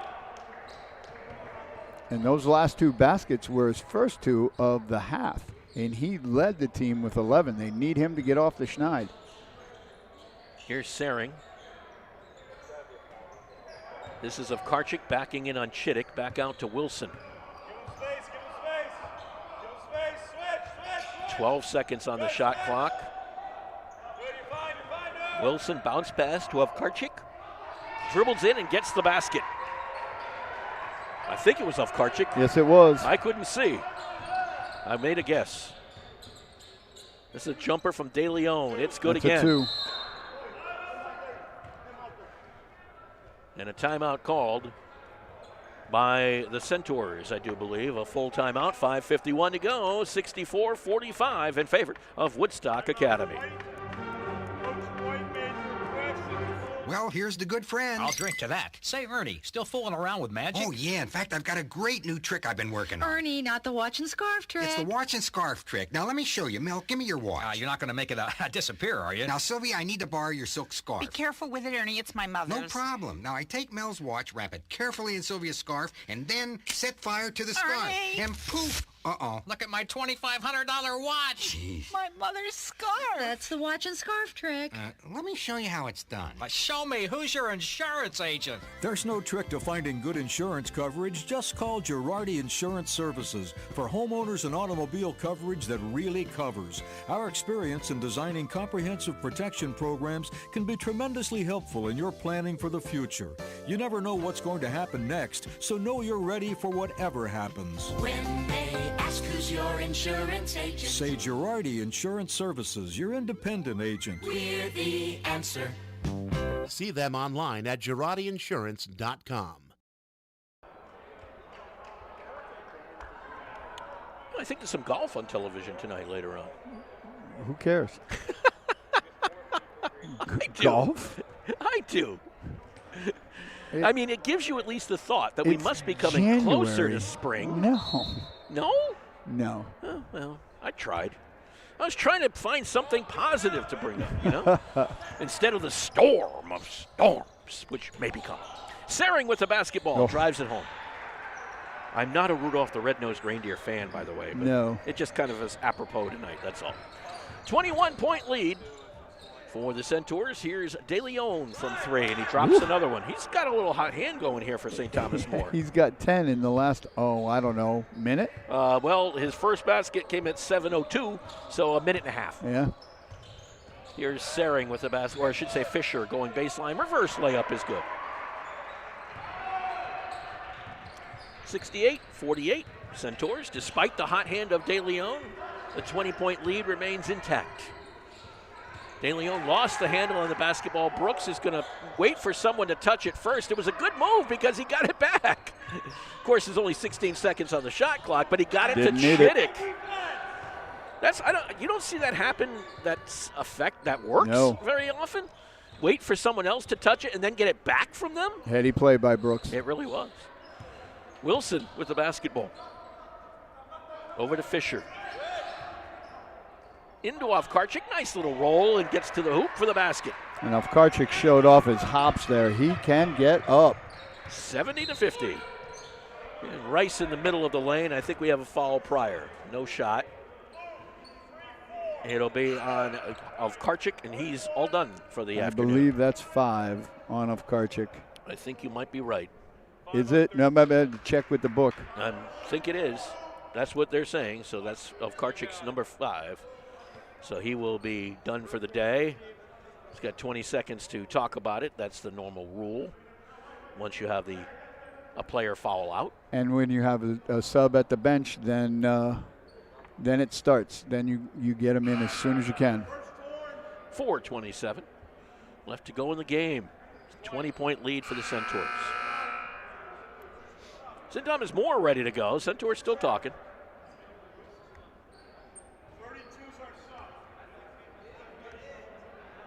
And nice to see the referees checking in for the second game. Good. That's a good thing. That's a good thing. Maybe we'll start on time. Right, Mr. Peters? I didn't say that, did I? Maybe we'll start a little early even. Maybe. Knock on the wood. He's knocking on for Micah. Yeah, that doesn't work. Here's my head. You can knock on that. That'd work. A little bit of wood. Here's Rice at the free throw line. And his first one is up and good. Gotta wait for it to come down. That's only the third free throw attempt for St. Thomas More in the second half. Yeah, it's been kind of quiet at the free throw line. Got to start thinking star of the game. I've got a couple in my mind. Missing the second. Rebound came down to Mayan. Keon Henderson and Kunga Ziering. That's a couple of ones who I had in mind. I think Craig Wilson has had a good game at times. Here's driving through as Wilson puts it up and no good. Rebound comes down to Brooks. Going the other way, quickly ahead to Chittick. Managed to save it before it went out, but he threw it right to Mayan, who almost lost it and he did. Touch the sideline, they say. Referee was in a great position to make that call. He was right on the sideline. That's when you don't want to see the official in a great position, is when you know you're that close to the sideline. You want that 22? Hey, sir, you want that 22? Did he have possession?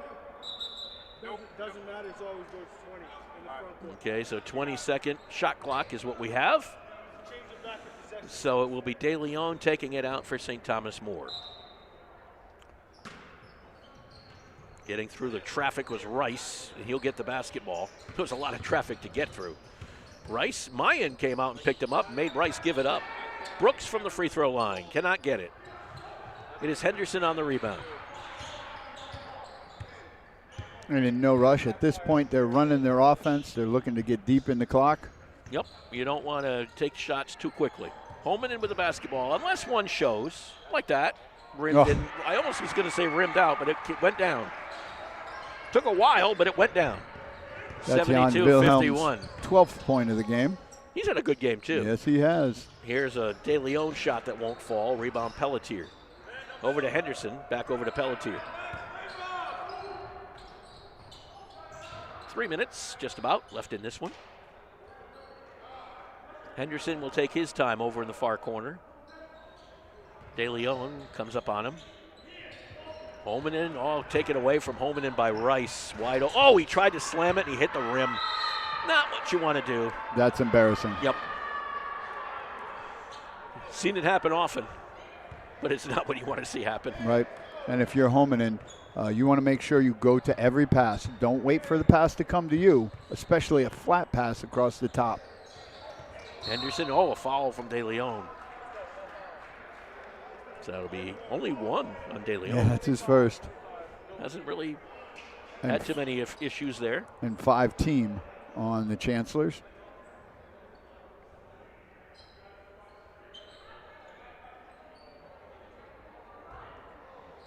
Holmanen out to Henderson. 2:45 to go in the ball game.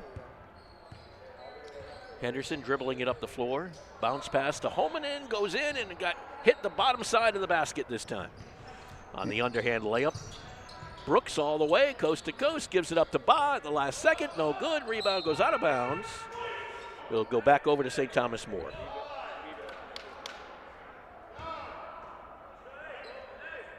Brooks, this time it's his elbow. Yeah.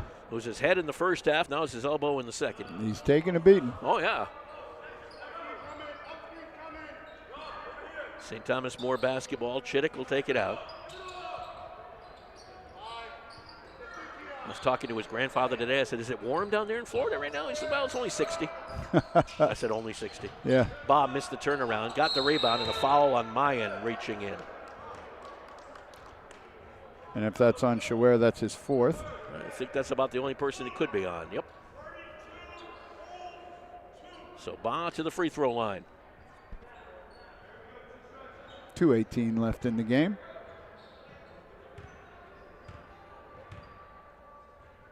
And Ba's free throw is up and good. Nice form for a left-hander. Don't say anything bad about lefties. I'm not. I'm just saying left-handers have a different form at the free throw line. I agree. And you don't see a big man especially have form like that. That was pretty good for him. Yes, it was. 72-53. Henderson will bring it down. I kind of like Kungasering because he kind of got things started here in the second half for the Centaurs and really kind of on the roll. Absolutely. Talbot with a basket. Like him for our star of the game today. 74-53. There's Ba working his way around. Ba trying to dribble through. Ba puts it up and good.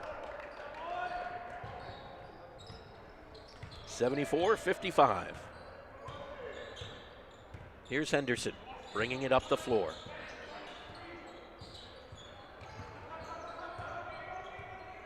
Goes back into the logo. 17 on the shot clock. Holman and almost lost that one. Able to retrieve. Henderson against De Leon. Left-handed dribble, and he was blocked by De Leon. He'll go back over to the Centaurs. These games stay on YouTube. Yes. Yeah. It might take like an hour or two, but it stays up. Pelletier will take it out for the Centaurs. Holman was underneath, but he decides to kick it all the way back out. Last second on the shot clock for Henderson, and he banked it home. It's 6:20, but the bank is open for Keon Henderson. It's never open for me at that time. 77-55. That you was need to a have money in three-pointer. your account. Oh, that's what it is. Brooks over to Chittick. His jumper from three, no good. Rebound comes down to Holman. Last minute of play. And Henderson realizes that and decides to take his time. Plus, there's no pressure being offered by St. Thomas More. Centaurs going to raise their record to 10-6 on the year. And the Chancellors are going to fall to 12-5. Talbot looked at a three, thought better of it. A little underhand layup, got it to go.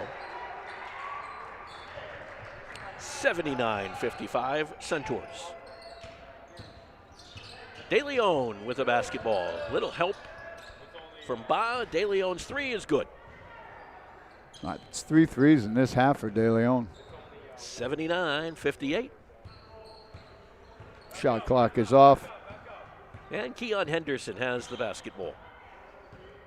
And he'll hold on to it for the final 12 unless De Leon comes out. And he's just going to give him a high five. So that's going to end this ball game with a 79-58 final in favor of the Woodstock Academy blue team as St. Thomas More team walks off. So do the Centaurs.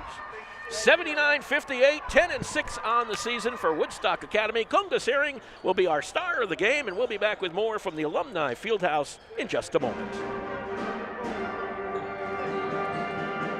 Attend Quinnebog Valley Community College for free. If you will be a first-time college student, a Connecticut high school graduate, and resident of any age, you meet 2 of the qualifications. See if you meet the qualifications at qvcc.edu/pact. It is always free to apply to QVCC.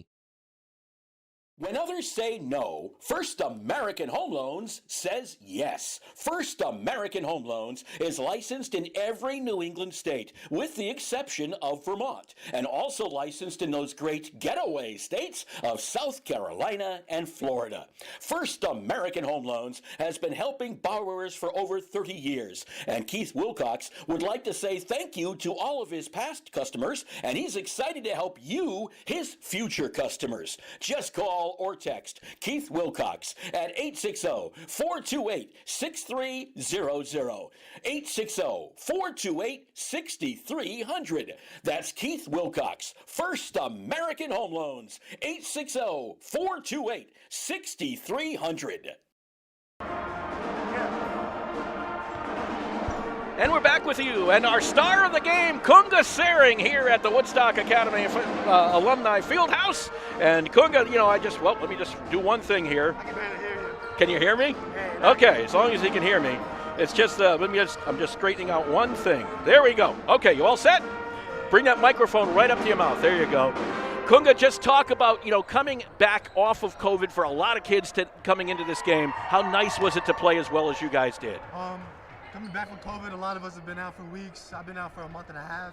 It just feels great to have the team back. We haven't played a blue game in over a month, so playing up with gold and everything, they just dropped us back down to blue. Now we're playing our regular schedule, and we're back with the whole team. It feels great. You guys did get off to a good start. Was that necessary? Because you never know how much you're going to have left in the tank at the end, right? Yeah, it was good coming off to a good start, because then it shows really how excited we're, right? Like how excited we are to be back and playing with everybody, Feels great to be back in the court.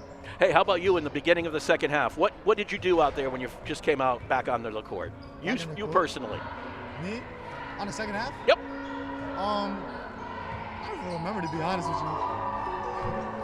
Yeah, because you came out like a house of fire. You scored like about 6 points in a very short period of time. How many points I had? Oh, I don't know. You had 11 in the first half.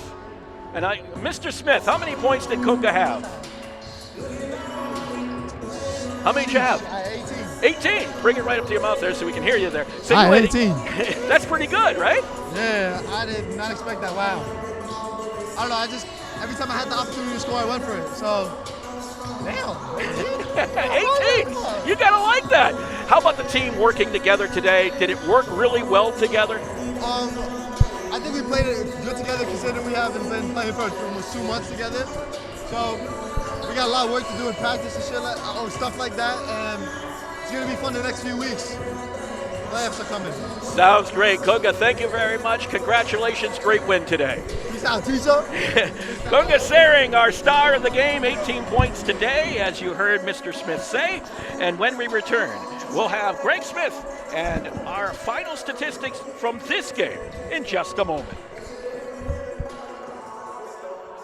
With the winter cold all around us, who wants to bundle the family up and go out to eat? And who wants to slave over a hot stove after a long day of work? Instead, choose Grill 37's takeout service. Anything you want from our regular menu, from fish to steaks to salads to pastas and more, our skilled chefs can prepare it, box it up, and bring it to you without you ever having to get out of your warm car. Call today to order to go. 860-315-5640. Open Wednesday through Sunday at 4. See our full menu at grill37.com.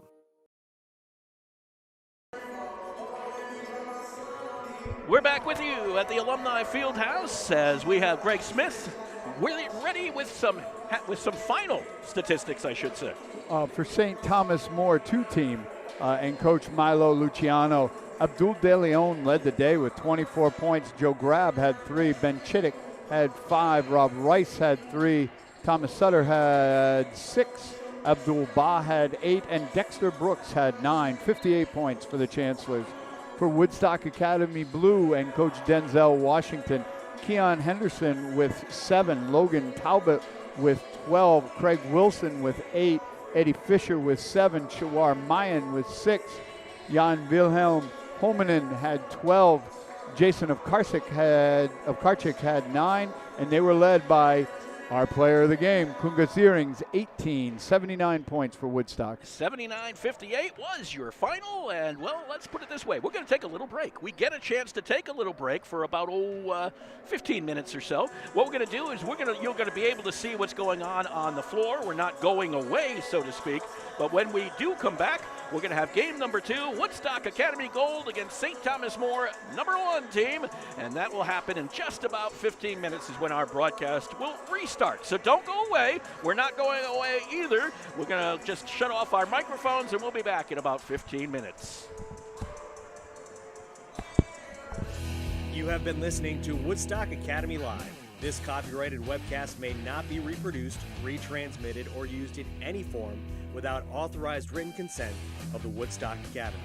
The Woodstock Academy would like to thank all of our fans for your support, and we hope you've enjoyed today's broadcast.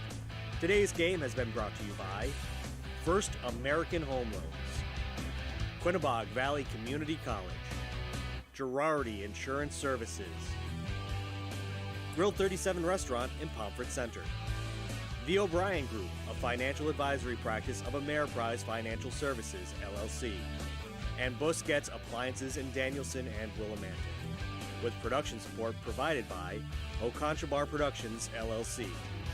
Remember, today's broadcast is available to be seen on woodstockacademy.org/athletics/live. This has been a production of the Woodstock Academy.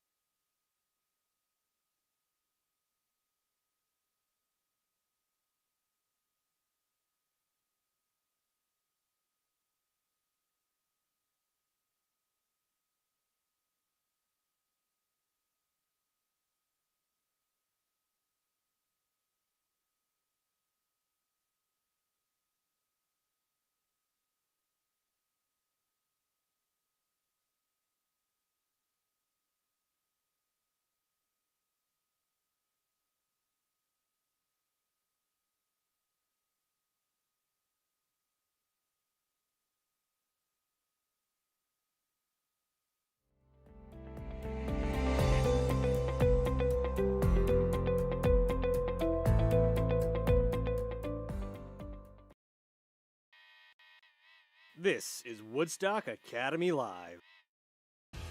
Today's game is brought to you by Busquets Appliances in Danielson and Willimantic, the O'Brien Group, a financial advisory practice of Ameriprise Financial Services, LLC, Grill 37 Restaurant in Pomfret Center, Girardi Insurance Services, Quinnebog Valley Community College, First American Home Loans, and Oconchabar Productions, LLC.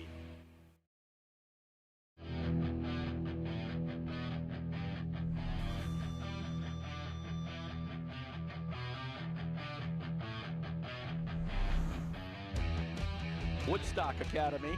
Ethan Davis barking the signals. He goes back to throw, looking down the field, tucks it, then throws, long forgets, throwing it, touchdown, Jackson Getz!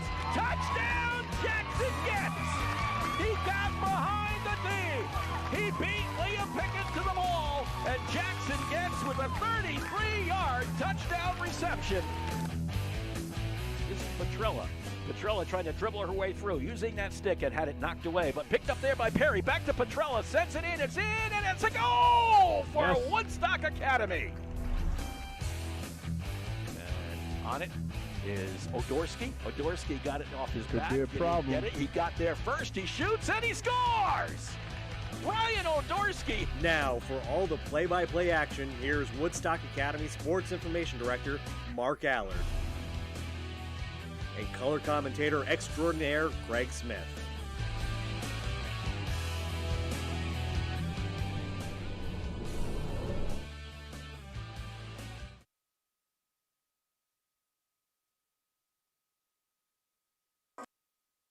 And welcome back to Woodstock Academy. The Alumni Fieldhouse is where we are as the Centaurs get ready to battle the St. Thomas More Chancellors. Game number 2, it's gold against team number 1.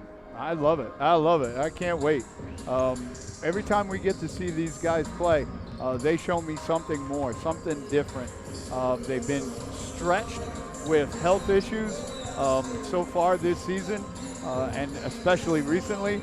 But now they're back, they're healthy, and they're ready to go.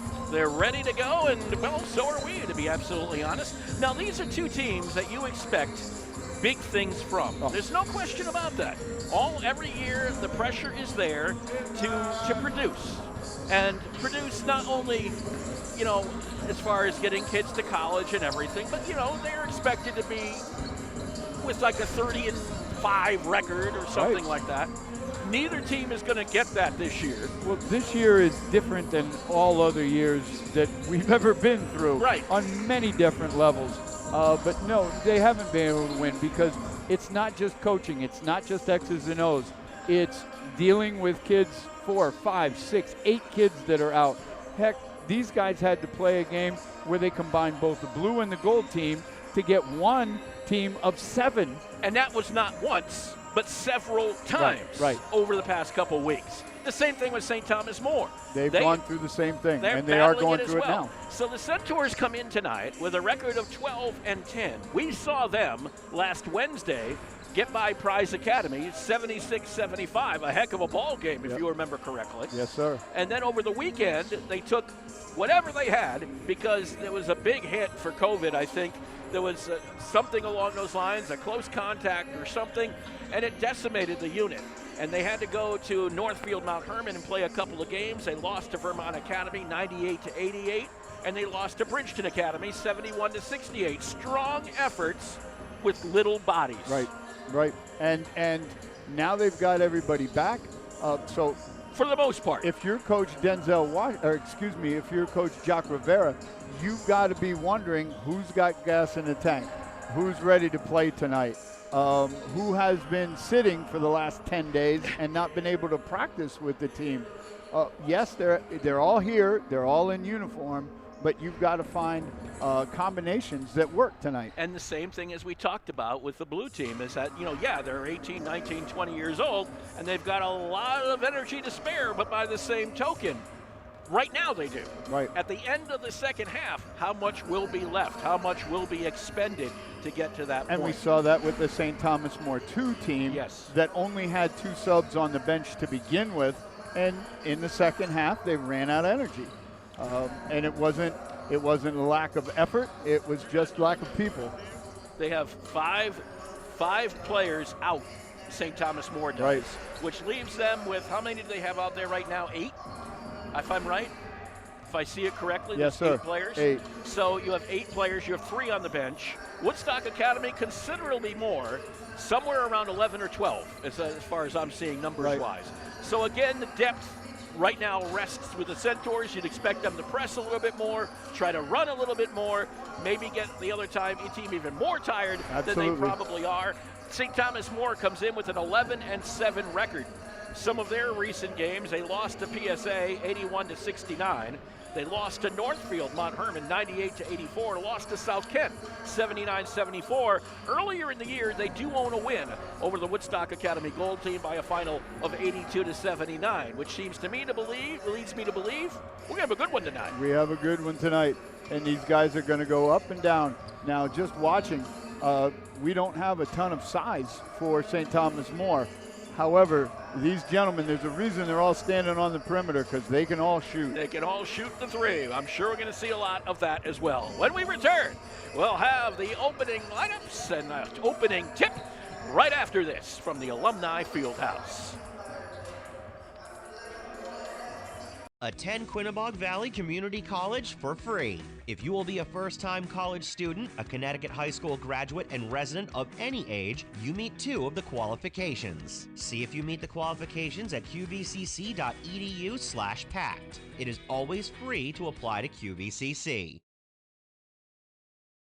Well, here's the good friend. I'll drink to that. Say, Ernie, still fooling around with magic? Oh, yeah. In fact, I've got a great new trick I've been working on. Ernie, not the watch and scarf trick. It's the watch and scarf trick. Now, let me show you. Mel, give me your watch. You're not going to make it disappear, are you? Now, Sylvia, I need to borrow your silk scarf. Be careful with it, Ernie. It's my mother's. No problem. Now, I take Mel's watch, wrap it carefully in Sylvia's scarf, and then set fire to the scarf. Ernie! And poof! Uh-oh. Look at my $2,500 watch. Jeez. My mother's scarf. That's the watch and scarf trick. Let me show you how it's done. Show me. Who's your insurance agent? There's no trick to finding good insurance coverage. Just call Girardi Insurance Services for homeowners and automobile coverage that really covers. Our experience in designing comprehensive protection programs can be tremendously helpful in your planning for the future. You never know what's going to happen next, so know you're ready for whatever happens. When they ask who's your insurance agent, say Girardi Insurance Services, your independent agent. We're the answer. See them online at GirardiInsurance.com.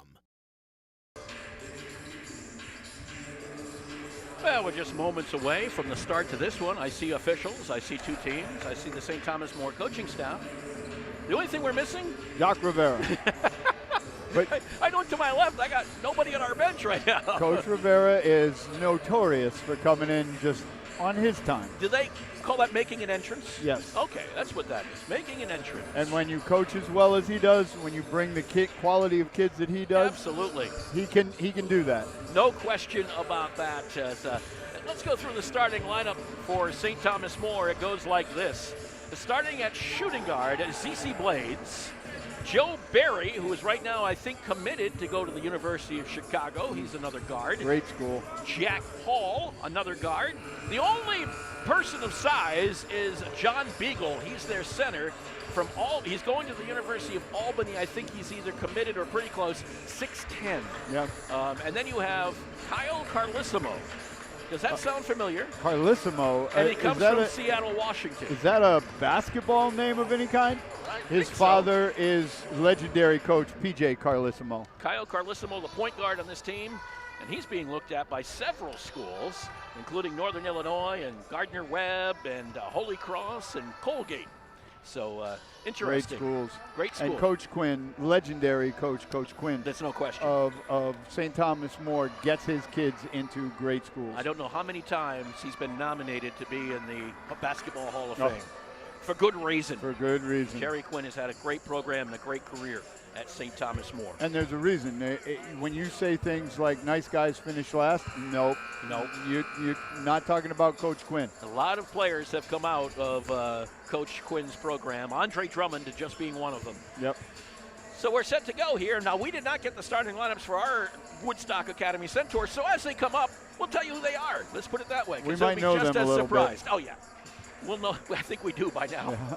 We've done these games just a few times. So Corey Jones, Simon Hildebrandt, Promise O'Purum, let's JP. see, Walter Andrew Jr. and Jalen Petrie will be the starting lineup for the Woodstock Academy Gold. 12-10 coming in. The Chancellors 11-7. And we're set for some hoops on this Wednesday. Game number 2 of our doubleheader, our first and maybe only doubleheader, if Greg Smith has his way, our first and only doubleheader of the year. Well, I've had a very, very challenging day. I had to give up my classroom of the last 18 years in the Academy building because the Academy building's going through renovations for the next couple of years. So I had to move. And I didn't like it. He was uprooted. I was literally uprooted, uprooted. John Beagle will jump it for the Chancellors. Promise O'Purum will jump it for the Centaurs. And we are set to go with the Centaurs and the Chancellors here at the Alumni Fieldhouse underway. And that one will come down to Carlissimo. Working against Walter Andrew. They shift it over to Blades. Baseline move and losing it out of bounds where the Chancellors. Last touch to there by Joe Barry. Jalen Petrie gets it into Corey Jones. Corey Jones out of a city that we probably know, Wake Forest, North Carolina. 6-foot guard with the basketball over into the right corner. That's O'Purum with or Walter Andrew with the basketball high over his head into O'Purum in the low post. Turns and spins and scores over the top of ZC Blades. That's going to give St. Thomas more trouble all day because Promise O'Purum has increased so much in this last couple of weeks. Carlissimo goes over to Jack Hall, back over to Carlissimo. Three-pointer is on its way, partially blocked by Petrie. Here comes Jones the other way. Gets it over to Andrew, dumps it down, baseline move, and great job by Jalen Petrie.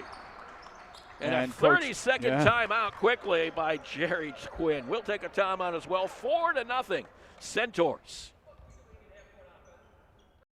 It's a fact most Americans resolve each year to lose weight or eat healthier in the new year, so let Grill 37 help you make that happen. Our amazing menu is filled with gluten-free options. Our salads are so good you'll want to enjoy them again and again, all of which you can add your protein of choice to and make it that perfect post-workout dinner. And if you just can't live without any of our award-winning pasta dishes, we make amazing zucchini fettuccine. Your healthier you starts at Grill 37. Call today to reserve your table or order to go. 860-315-5640. Open Wednesday through Sunday at 4. That Grill 37 ad is killing me again. That chicken salad wrap I had back around noontime, it's long gone. Not doing it. Not doing it anymore. Yep. Carlissimo with the basketball. 4-0 lead for the Centaurs after the quick timeout by St. Thomas More. Now, Jerry Quinn's been on the sideline for the last 3 games as well, so he's making his return. Barry with the basketball. Jumper from 3 for St. Thomas More is no good for Jack Hall. O'Purum on the rebound. Over to Jones. He'll bring it over half court. Corey looking down into the right corner. Simon Hildebrandt's had a big weekend at 29 points on Saturday and 16 more on Sunday at the Northfield Mount Herman School, and those 2 games played out there. Jones with the basketball. Left side, now they get it into O'Purum in the lane. Gets it up there quickly, it's no good. Rebound comes down to Beagle. Back come the Chancellors. Carlissimo against Andrew. Carlissimo goes over to Barry. They get it down low. Beagle against O'Purum. Can't really get a handle on it. Got an underhand scoop and it wouldn't fall. Petrie on the loose ball recovery. Over to Corey Jones. Jones goes to Petrie. Petrie the runner on Blades. No good. Rebound, tipped it back up. No good. Rebound now comes down to Carlissimo. Carlissimo goes over to Barry. Barry, that left-hand dribble now to the right side. Carlissimo looking for help and finds it in Hall. Hall trying to drive on Jones. Quickly back over to Blades. Back to Hall, to Barry. Barry tried to get that one over to Hall, knocked out of bounds. And that one will stay with St. Thomas More with 11 seconds on the shot clock. You think a name like Carlissimo draws more attention? A little bit. You better be able to back it up when you get on the court. And you've got to know that you're going to get the best effort of the guy guarding you. Reputation precedes yourself, if you know what I mean. But Walter Jones Jr. has asks for no quarter and gives none. And Carlissimo went around him that time and got the jumper from the elbow to make it a 2-point game in favor of the Centaurs. Here's Jones. Trying to direct a little traffic out there. They get it to Promise O'Purum. Back out to Jones from 3. Got it!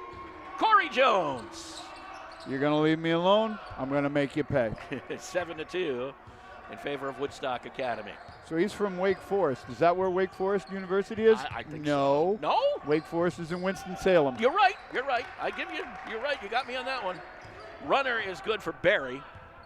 Here I am trying to get rid of my embarrassment over that one. As the saying goes, I ain't perfect. 7-4 in favor of Woodstock Academy. Petrie cross court. Jumper from Andrew from 3 will not go, and the ball comes down to Beagle. Beagle goes up ahead to Carlissimo. Travel. They didn't call it on Barry. Barry's runner will not fall. Rebound, Beagle fighting for it out of bounds. Last touched by Woodstock Academy. Back over to St. Thomas More. Carlissimo will take it out. I always liked having my point guard inbound the ball. This is Hall. Gets it over to Blades. Carlissimo. Got a lot of people coming in around him. They get it shifted around to the right side. Back to Jack Hall. Spinning nice move on Jones. No good. Rebound. Beagle couldn't get it to fall. O'Purum pulls it down. Over to Jones. Petru almost. Gets it over to Andrews. Andrews tried to drive baseline. Hildebrandt from 3. No. Backside rim. Rebound comes down to Beagle. Up ahead. Jones picked off that outlet pass. As St. Thomas More sets back up again. 2-3. Here's Petrie. Jones from 3. Got this one. 10-4 Woodstock Academy. And Corey Jones has 6 of those. Carlissimo will bring it up. 5 minutes elapsed here in this first half. Runner was partially blocked by Petrie. Recovery nice by Blades. Petrie put that one right back in his face, and somehow Blades was able to put it back up. Persistence. 10-6. Jones staring at Carlissimo. They get it over to this right side to Hildebrandt. Hildebrandt high above his head. O'Purum looks to drive in, turns, spins, gets to right hand. No good. Rebound Beagle. Here comes Carlissimo. Carlissimo driving through. Carlissimo tosses it to the corner. Jumper is up and no good for Barry. Rebound was tipped back up and around, but it comes down to Andrew. This is Jones. Right side, Petrie. Back over to Jones. That's a 2-3. Nope, that's a man. Now it's man. It was 2-3, I think. They shift. It looked. Maybe in 2-3 matchup a little bit. O'Purum jumps inside with a hook. No good. Rebound Beagle. Up ahead quickly, Blades to Beagle on the run. Gave it back to Blades. Rivero's looking for travel. Carlissimo to Blades to Beagle. Beagle with a right-hand shift to the left hand, and the basket is good, and the foul on O'Purum. His first. Team's first. So Beagle will go to the free throw line, the first man to get that opportunity tonight. John Beagle out of Hudson Falls, New York.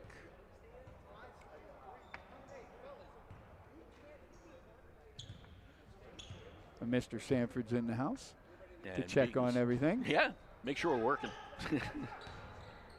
Missing the free throw was Beagle. 10-8 in favor of the Centaurs. 2-point lead here, 13:59 left to go. Diavion Famakinde is in the game for Woodstock.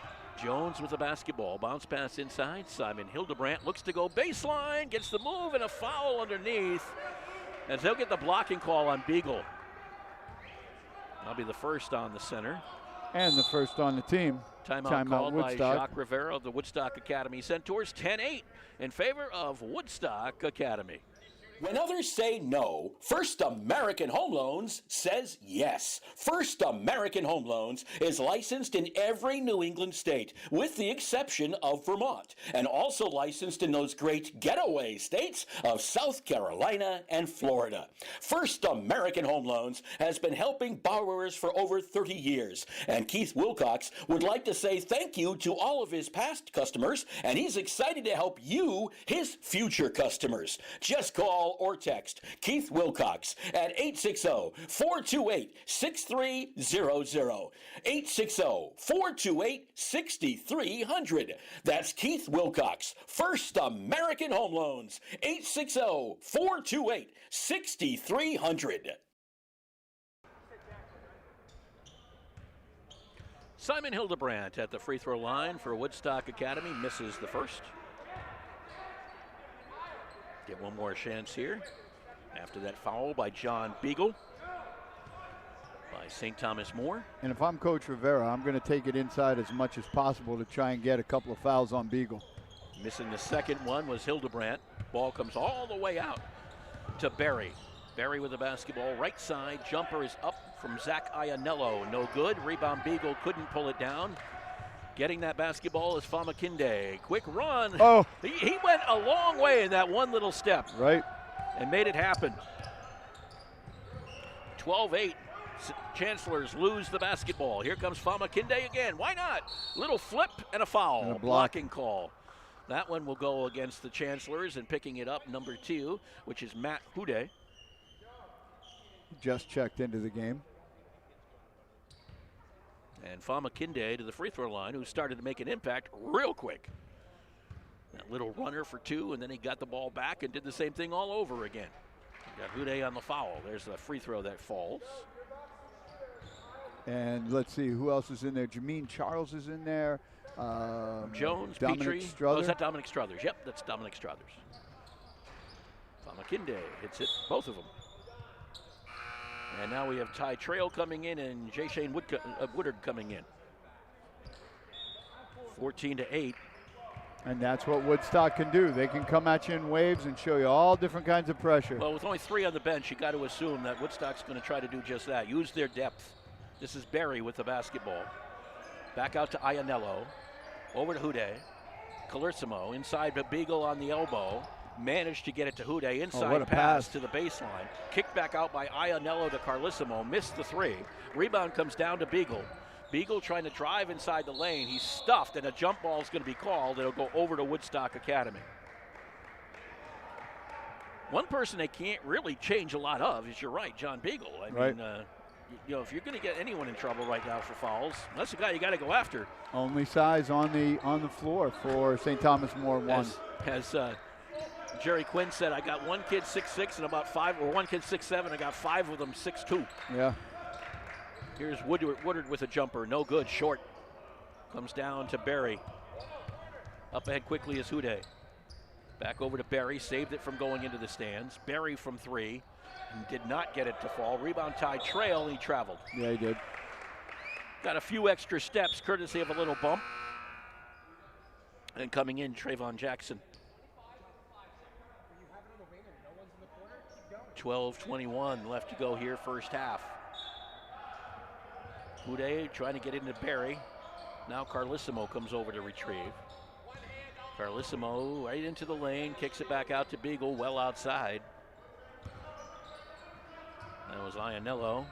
Drive baseline, partially, kind of got underneath the basket in a bad place for Hude. Up ahead, here's Famakinde. Oh, Chris rolled the wrong way off his fingertips.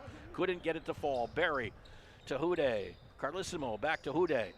Into the baseline. Iannello kicks it into the lane. This is Beagle working on his 3 players collapsed on him. Hude to Carlissimo from 3 is no good. Rebound comes down to Ty Trail.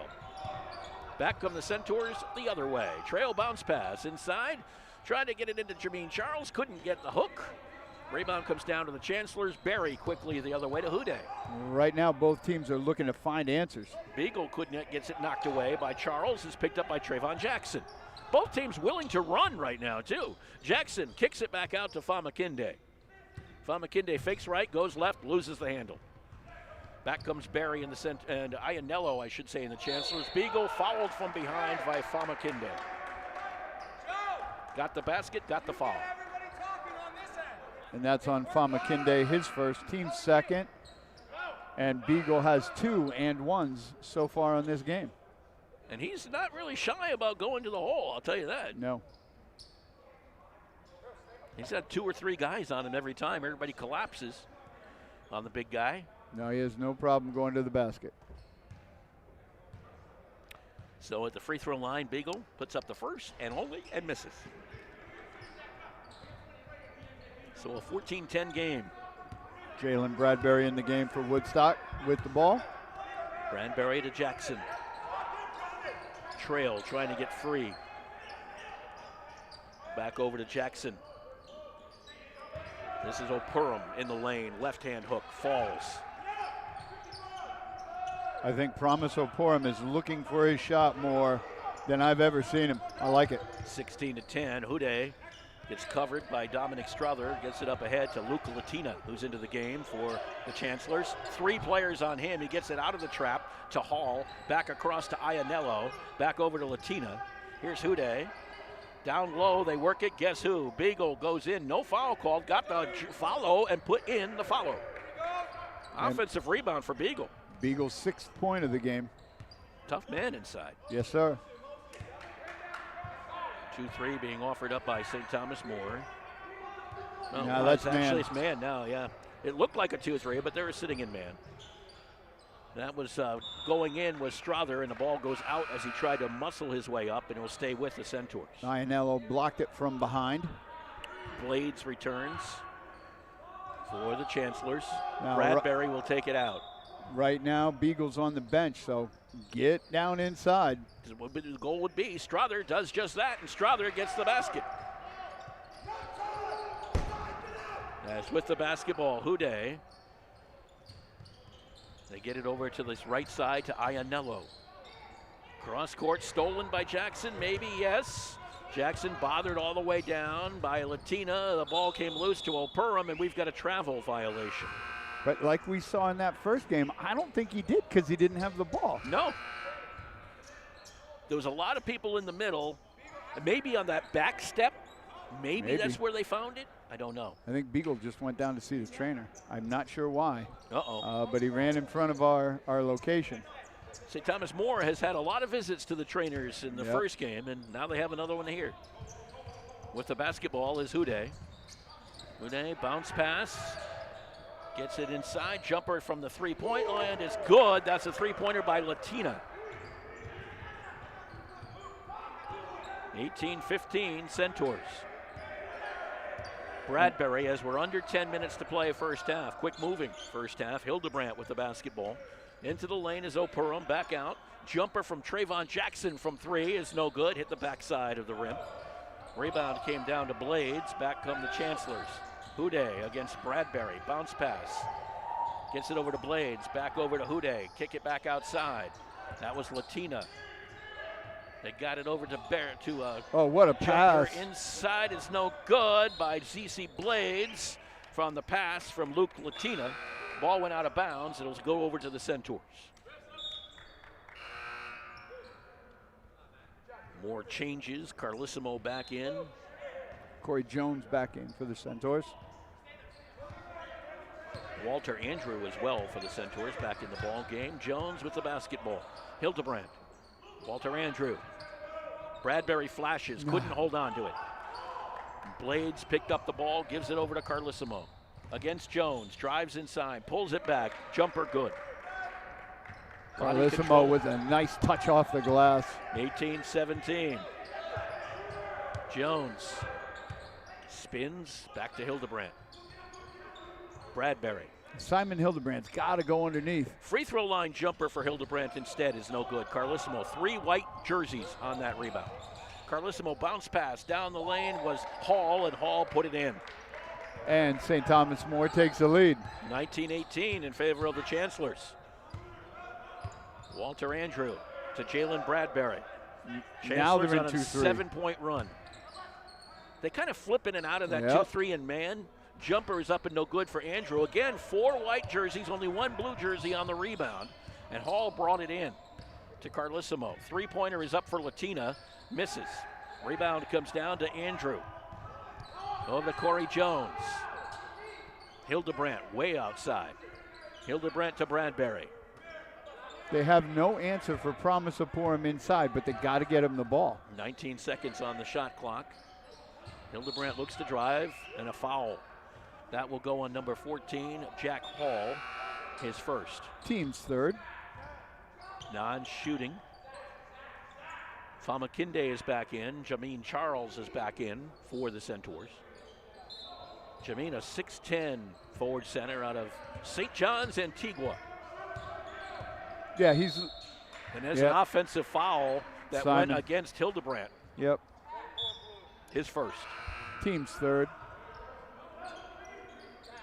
Jalen Petrie checks back in for Woodstock.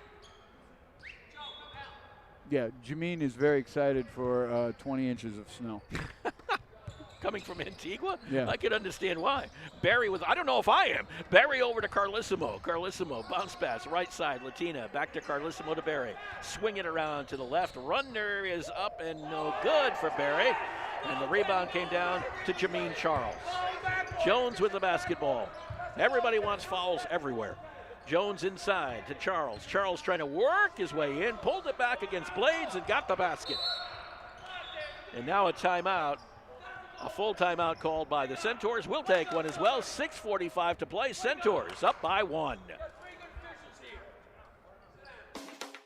Hi, this is Jeff Busquet. And Kaylin Busquet of Steve Busquet's Appliance and TV, your hometown appliance store. We've been committed to providing the lowest prices and best customer service in the area for over 35 years, and we are excited to continue this tradition at our newest location, now open at 600 Main Street in Willimantic. We carry and service your favorite and most trusted brands of appliances, TVs, and furniture. We know you've all heard about back orders in the appliance industry, but at Busquets, our salespeople can find you what you're looking for in stock and ready to be delivered. Amana washers and dryers are only $4.89 each. Whirlpool front-load washers and dryers are only $8.49 each and can handle a king-size comforter. Frigidaire 18 cubic foot refrigerators are only $6.75. And just arriving, a new batch of Scratch and Dent appliances at our Willimantic store. Scratch and Dent are brand new with a full warranty. We have 18 cubic foot refrigerators for $5.99. Side-by-side refrigerators start at $8.99. And remember, at Busquets, we service everything we sell and take a year to pay interest-free. Check us out at one of our locations in Danielson and Willimantic or online at busquetsappliance.com. Pay more, what for? Back with you here at the Alumni Fieldhouse. 20-19 in favor of the Centaurs. The game has been going back and forth all the way through. And now a 1-point lead for Woodstock Academy after the basket by Jameen Charles. With the basketball, Joe Barry got it over to Kyle Carlissimo. Very dangerous pass in the backcourt. But Carlissimo picked it up right in front of Jalen Bradbury. Latina along the sideline, back out to Carlissimo. Almost knocked away by Petrie. Got it to Barry, got through the hands of Famakinde. Barry stuck along the baseline. Back out Latina for 3, no good. Rebound somehow, Hall got in there. Hall gets the rebound. Bounce pass, tried to get it to Latina. Last touch by Carlissimo, out of bounds. Woodstock Academy basketball. Offensive rebounds are going to come back to haunt us. We've got a very, very big height advantage. We need to control those defensive rebounds. Beagles back in the ball game, by the way, for the Chancellors. Jones gets it to Bradbury, over to Famakinde. Oh, nice back screen. They're switching on every screen. Famakinde, left side, nope, make it right side. Jones, jumper from 3, no, just a little off, hit the front side of the rim for Jalen Bradbury, went out of bounds. It'll go to St. Thomas More. Coming back in, Iannello for St. Thomas More.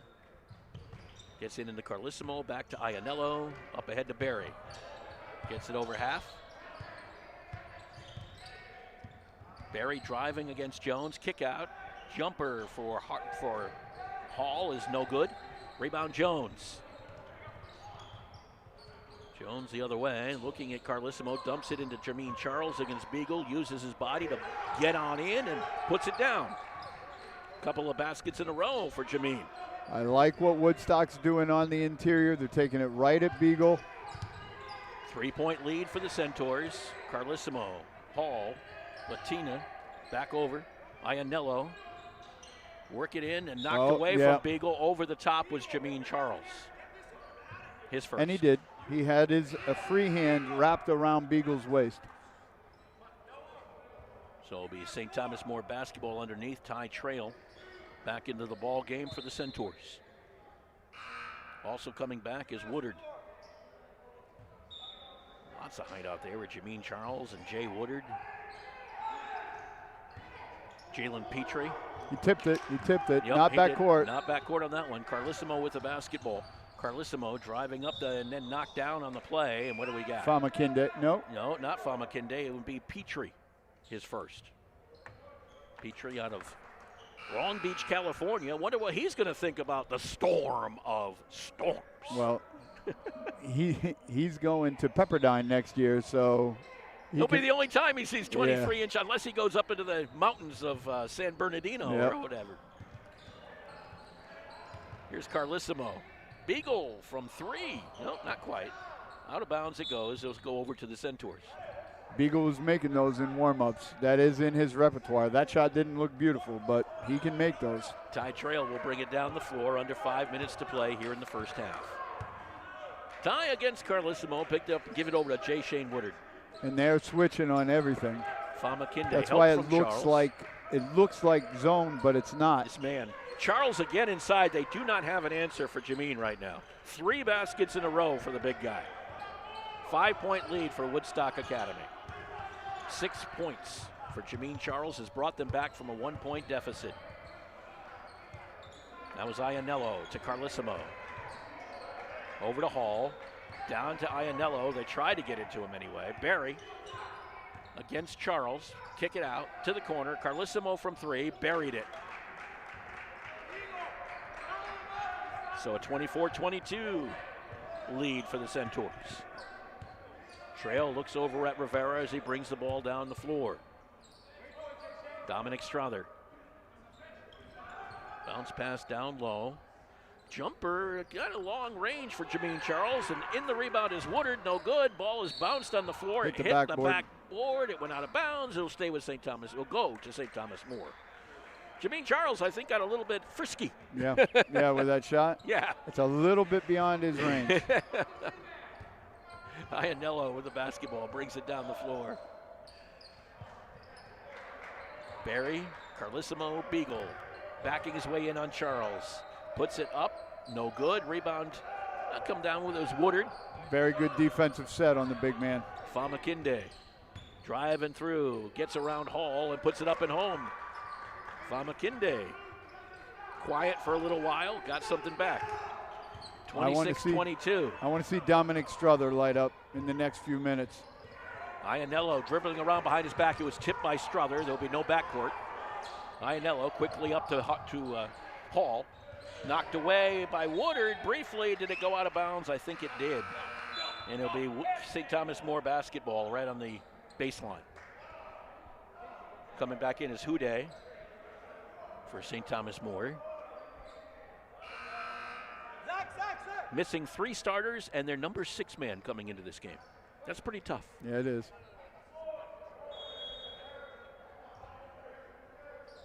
Ball is nice. tipped by Jay Woodard. I don't think Jay even knew he had it, and all of a sudden it was right in front of him, and then a carry call against the big guy.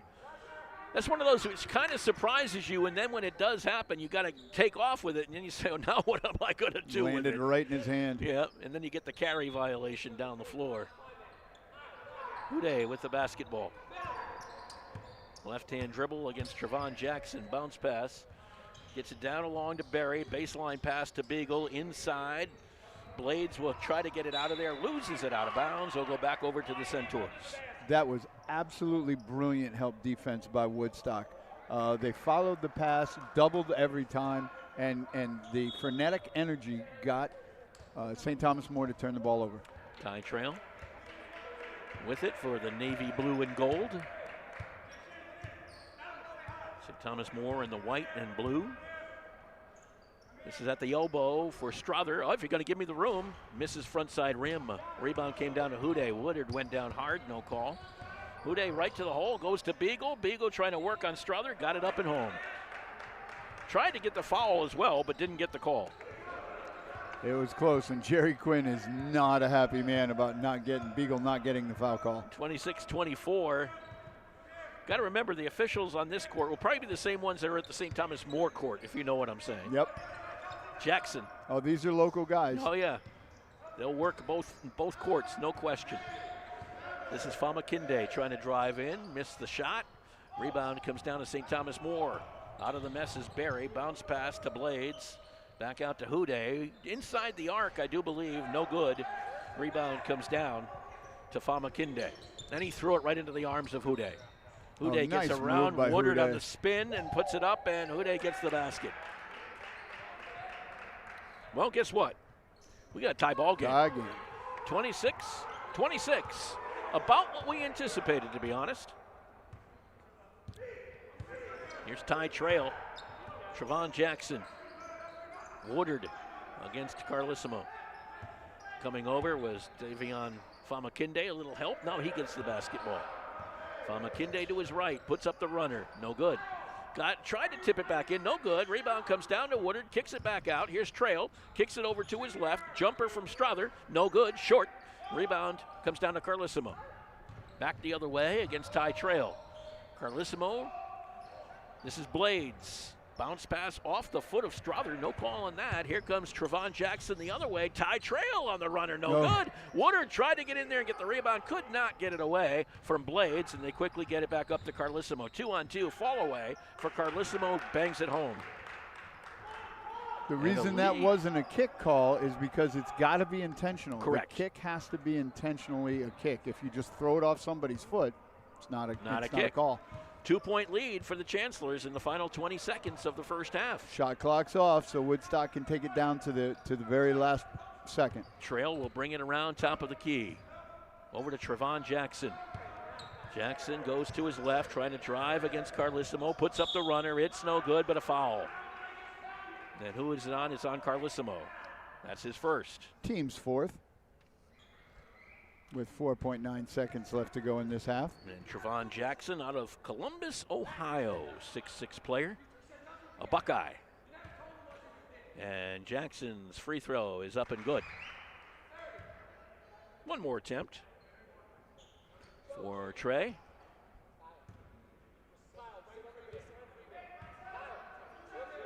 And the free throw is up and no good. Rebound, Strother tipped it. It'll go back over to St. Thomas More.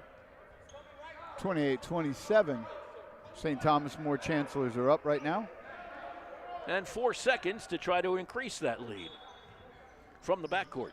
The last thing you want's a foul at this point. Barry against Jackson all the way down the floor. Beagle is not going to get there in time to put that one up. And we'll end the first half of play. An interesting first half, a back and forth first half, which right now rests in the arms of St. Thomas More. They lead the Centaurs 28-27. When it comes to financial planning, one size fits all isn't a fit at all. Ask the O'Brien Group, a financial advisory practice of Ameriprise Financial Services, about the exclusive Confident Retirement approach. It's a personalized, flexible, step-by-step approach towards financial balance, so you can feel confident about the future as well as your wants and needs of today. With the Confident Retirement approach and a one-on-one relationship with an advisor, the O'Brien Group will help you live life and save for tomorrow in a way that's right for you. It's what financial balance is all about. So call me, Pat O'Brien, today at 860-208-9913. My office is conveniently located above the Shopper's Guide in downtown Putnam, Connecticut at 66 Main Street. The Confident Retirement approach is not a guarantee of future financial results. Investment advisory products and services are made available through Ameriprise Financial Services Incorporated, a registered investment advisor. With the winter cold all around us, who wants to bundle the family up and go out to eat? And who wants to slave over a hot stove after a long day of work? Instead, choose Grill 37's takeout service. Anything you want from our regular menu, from fish to steaks to salads to pastas and more, our skilled chefs can prepare it, box it up, and bring it to you without you ever having to get out of your warm car. Call today to order to go, 860-315-5640, open Wednesday through Sunday at 4. See our full menu at grill37.com. And we're back with you at Woodstock Academy, the Alumni Fieldhouse. And with us, our head of school, Mr. Chris Sanford, joining us at halftime. And you got to give me this update, Mr. Sanford. What's the weather? I don't know. It looks like we're going to get a lot of snow on Friday, Saturday. John Bag of Donuts is earning his money. Totally. But for my take, it doesn't matter how much as long as it's a Saturday. Saturday. Well, hold it now. And not a Sunday, Saturday, because then you have a day to clean and we'll be open Monday. No problem. As we're starting the new semester. Every teacher in the school right now is saying, no weekend snowstorms, Monday through Friday. Right, yeah. That's it. Well, they say that now as it's great to say that now, but someone as an educator, when I was a teacher in the classroom, I used to say the same thing. But then on June 20th, you're like, oh, right. Another week? I wish we had school in March or February. I would not be here, and it's 100 degrees out. Well, here's the nice thing. We made it through the first semester. Yeah, half the school year is over. In some ways, this has been harder than the last 2 years have been. We're coming up in March on 2 years from when we closed, since COVID hit. We closed for for almost a year. But this year has been a very difficult one. The support that we've needed to provide our staff and our students has not been pleasant. No. I'll just say that. And there's a light at the end of the tunnel. We're seeing it, what's happening. And again, I can't say it enough. I say it often when I'm on here. Just walking around campus today or any time and seeing the smiles on the kids' faces as the kids are in the hallways or between class or mask breaks out in the I mean, there's a lot of fun that's out there. People are going to basketball games, like tonight you're seeing it, or other games. It's almost like we're back to normal. Don't say normal. If I can wait, but if I can wait 2 more weeks, hopefully they'll change the mask mandate where it becomes optional. Where for comfort level, everyone's going to do something that's based on them. That will be a big step, I think, toward what our new reality will be. But things overall, on a scale of 1 to 10, things are very close to a 10. And you made the call last week to go with a virtual day instead of in-person school because of an impending snowstorm. That really sent a message to everybody, faculty, staff, students, that's what virtual schooling is like, and we didn't like it very much. No, kids didn't like it. Teachers didn't no like it. No one liked it. We like being in person. Yeah, and I think and every now and then, there's 2 schools of thought with that, to get a little philosophical. It's weird because I think to prepare our kids for college, we have to do some remote because colleges have learned, and it's cheaper to do things online. Now we know it stinks from the educational side, but we still have to find those opportunities where kids can practice and staff can practice with. I don't have an answer. I'm just talking philosophical. Because if a kid is in person forever, then they go to college and they don't know how to do it. They have no idea how to do it. I mean, as a joke, those that are listening, you don't know this. We had a virtual day. The day before, we had a faculty meeting, and I can tell you that the staff did not know how to do virtual. That 15-minute staff meeting turned into 45 minutes. It was somewhat ugly. Comical. Yep. I had to shut my camera off a few times because I was starting to laugh. I was like, Don't laugh. Man, we Don't are laugh. in tough shape tomorrow. Yeah, well, and I shouldn't say you both this. were on there? I was on there. I shouldn't say this, but the day of the virtual, Yeah. my computer decided it wanted to update right. before class. Of course. That's fine. You can't stop. But I think you're like right. that. It did. Good point, Greg. I think Yes. it did bring the reality of what it was. All right. And the value of that in person.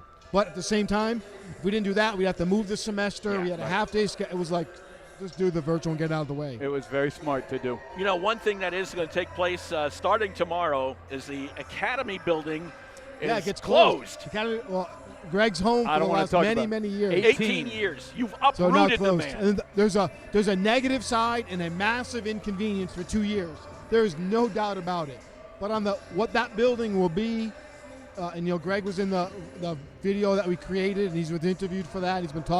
He's taught there forever. What that building will be when it's done is going to be, I can't even describe what it will be. Yeah. I mean, it'll be state of the art. It'll have that old school feel still, but it's all redesigned for modern. I mean, the bathrooms will work and not have an odor.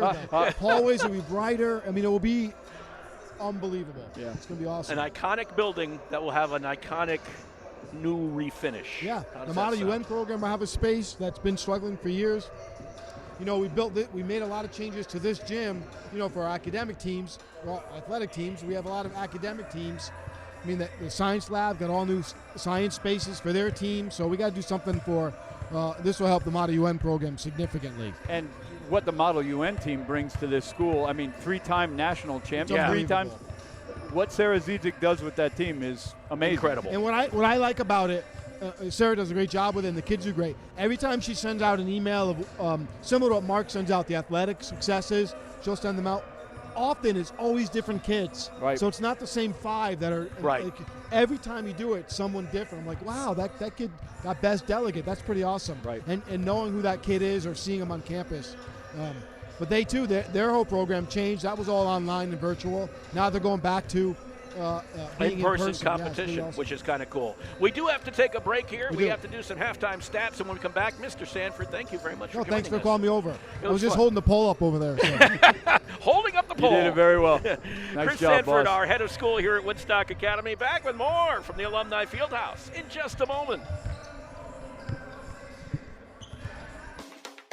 Hi, this is Jeff Busquet. And Kaylin Busquet of Steve Busquet's Appliance and TV, your hometown appliance store. We've been committed to providing the lowest prices and best customer service in the area for over 35 years, and we are excited to continue this tradition at our newest location, now open at 600 Main Street in Willimantic. We carry and service your favorite and most trusted brands of appliances, TVs, and furniture. We know you've all heard about back orders in the appliance industry, but at Busquets, our salespeople can find you what you're looking for in stock and ready to be delivered. Amana washers and dryers are only $4.89 each. Whirlpool front-load washers and dryers are only $8.49 each and can handle a king-size comforter. Frigidaire 18 cubic foot refrigerators are only $6.75. And just arriving, a new batch of Scratch and Dent appliances at our Willimantic store. Scratch and Dent are brand new with a full warranty. We have 18 cubic foot refrigerators for $5.99. Side-by-side refrigerators start at $8.99. And remember, at Busquets, we service everything we sell and take a year to pay interest-free. Check us out at one of our locations in Danielson and Willimantic or online at busquetsappliance.com.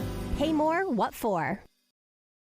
Attend Quinnebog Valley Community College for free. If you will be a first-time college student, a Connecticut high school graduate, and resident of any age, you meet 2 of the qualifications. See if you meet the qualifications at qvcc.edu/pact. It is always free to apply to QVCC.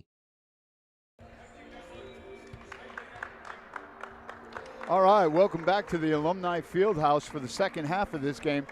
First half statistics for St. Thomas More and Coach Jerry Quinn. Matt Huda has 2 points. Kyle Carlissimo leads the team with 9. Luke Latina has 3. Jack Hall has 2. Joe Berry has 2.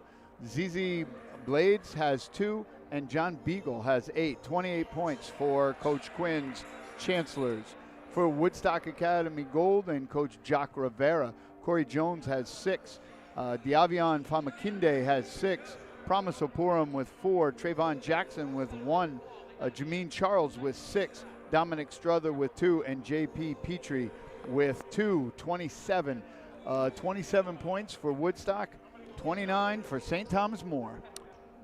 28. 28. Trying to give him an extra I can't point count. here. I can't What's going count. on? That's why I teach social studies. While we wait for the Academy, here comes the Centaurs back onto the floor. Just a little quick note from another program. Woodstock Academy girls hockey team, a 1-0 win over Leominster today. Nice. Their first win of the season. I Good don't for know them. who got the goal yet, but maybe Eric Roy, our head coach, will pass that along to me. But a 1-0 win over Leominster today. That's a Central Massachusetts League game. Set to go for half number 2. The Centaurs trailing. St. Thomas More, the gold team on the floor. Corey Jones. Let's see. Jalen Petrie, Promise Opurum, Simon Hildebrandt, and Walter Andrew.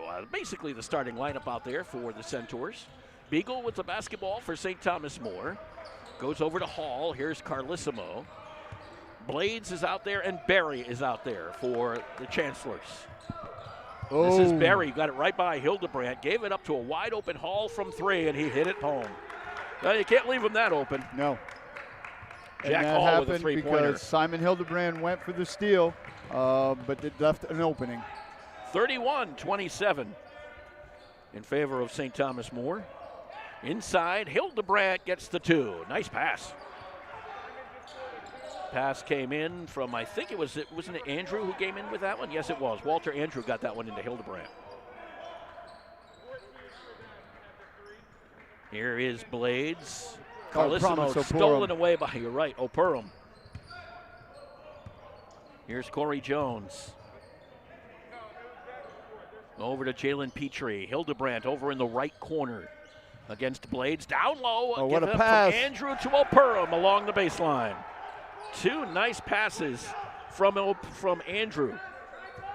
And a sudden 31-31 tie. Carlissimo with the basketball. Over to Barry. This is Hall, down to the low post. Beagle had the position and got the basket. And Beagle had a nice beginning of that first half and then was quiet. He needs to get hot for St. Thomas More. 2-point lead for the Chancellors. Andrew to Hildebrandt. Hildebrandt looking at Andrew. Now Carlissimo picks him up. Over on the right side is Jones on the wing. Switching on all screens. This is like playing Plainfield. With the basketball is O'Purum. Looks to spin around Beagle, and he got too deep. Beagle picks up the loose ball off the side of the backboard. This is Carlissimo. To Berry from 3. He buries it, so to speak. I see what you did there. No, you did. 36-31. Hildebrandt out to Walter Andrew. High above his head. Corey Jones goes to the right. Elbow, O'Purum back out. This is Jones from 3. Got it! Corey Jones. And Corey Jones hit 2 threes early in that first half, and now it's nice to see him come out in the second half and hit another one. 2-point advantage for the Chancellors once again. Blades with the basketball against Petrie. To Carlissimo, right-hand dribble. Carlissimo through traffic, now he goes the other way. Over to Berry. Berry against Hildebrandt. Berry with that right hand going up against Petrie. Oh, Petrie got the nice block. Reached all the way over. Berry did a nice job of recovering it. Here comes Hall the other way. Throws it across the court, and there was nobody there. The only one there was the bench. And even if there had been somebody there, shot clock violation would have happened. That's probably the other part about it. So Petrie into Jones. Jones will run it up the court through the logo. Jones to Hildebrandt. Hildebrandt looks for something underneath, can't find anything, so he gets it to Petrie. Petrie to Andrew. Bounce pass O'Purum against Beagle. Back over. Petrie's jumper just inside the arc is good. Gotta love that lefty. Yep. Tie ball game. I think we've been here before. Oh, Ball was knocked away by Andrew, and a nice job underneath by Walter Andrew. 38-36 Centaurs. He's been a big part of this comeback for Woodstock Academy. That ball almost stolen again. Up ahead, Beagle. Beagle right to Hall, who was running the lane, no good. Rebound, O'Purum had it knocked away by Hall. He has it knocked away by O'Purum. And Jones picked up the basketball. Jones kicks it left side. Down low along the baseline. O'Purum working on Beagle. Puts up the running right hand. No good. Rebound out of bounds. Andrew touched it last. Promise O'Purum does so many things that don't show up on a stat sheet. I think he and Walter Andrew are doing that tonight. Absolutely. A couple assists for Andrew early. St. Thomas More basketball. Blades will take it out. He gets it in to Berry. Token pressure down the floor. Berry with the basketball. To Carlissimo. Baseline nice move, pass. Beagle. Great pass by Carlissimo into Beagle to get that lead. flush. Isn't it 40-38? No, 38 apiece. 38 apiece. Oh, I know what I did. Okay. I just saw it. I made 38-38 last. No, it was 38-36. My 6 looks like an 8. Finished it up. Figured it out. Hildebrandt with the basketball. Petrie. Unfortunately, we don't have those highly paid statisticians, right, Greg? Hildebrandt looks to go baseline. Lost it. Tried to get it into O'Purum. The ball rolled to Andrew. He tossed it up with 1 second left on the shot clock. Did that even touch the rim? No, but it went out of bounds. The first shot did, but it landed out of bounds. I think J.P. Petrie must have touched the ball out of bounds. Something like that, because the shot clock did not go off. Right. So it will be St. Thomas More basketball as Dayavion Famakinde comes back into the ball Easy game. for you to say. No, it's not. Here comes Beagle. Over half. Carlissimo. This is Blades down in the right corner. Got it over to Hall. To Berry. Berry had a little reach in by Jones that caused him trouble. Fortunately for him, Hildebrandt touched it before it went out of bounds. Good D by Simon Hildebrandt there. 14 seconds left on the shot clock. Simon has improved so much over the course of this season. Bradbury comes back in for Jones. All tied up here at the Alumni Fieldhouse. Mark Allard and Greg Smith along with you on this Wednesday. Berry with the basketball. Back over to Hall. Against Bradbury. Right side, Berry looking to go baseline. Can't get it. The shot clock went out. It'll go over to the Centaurs.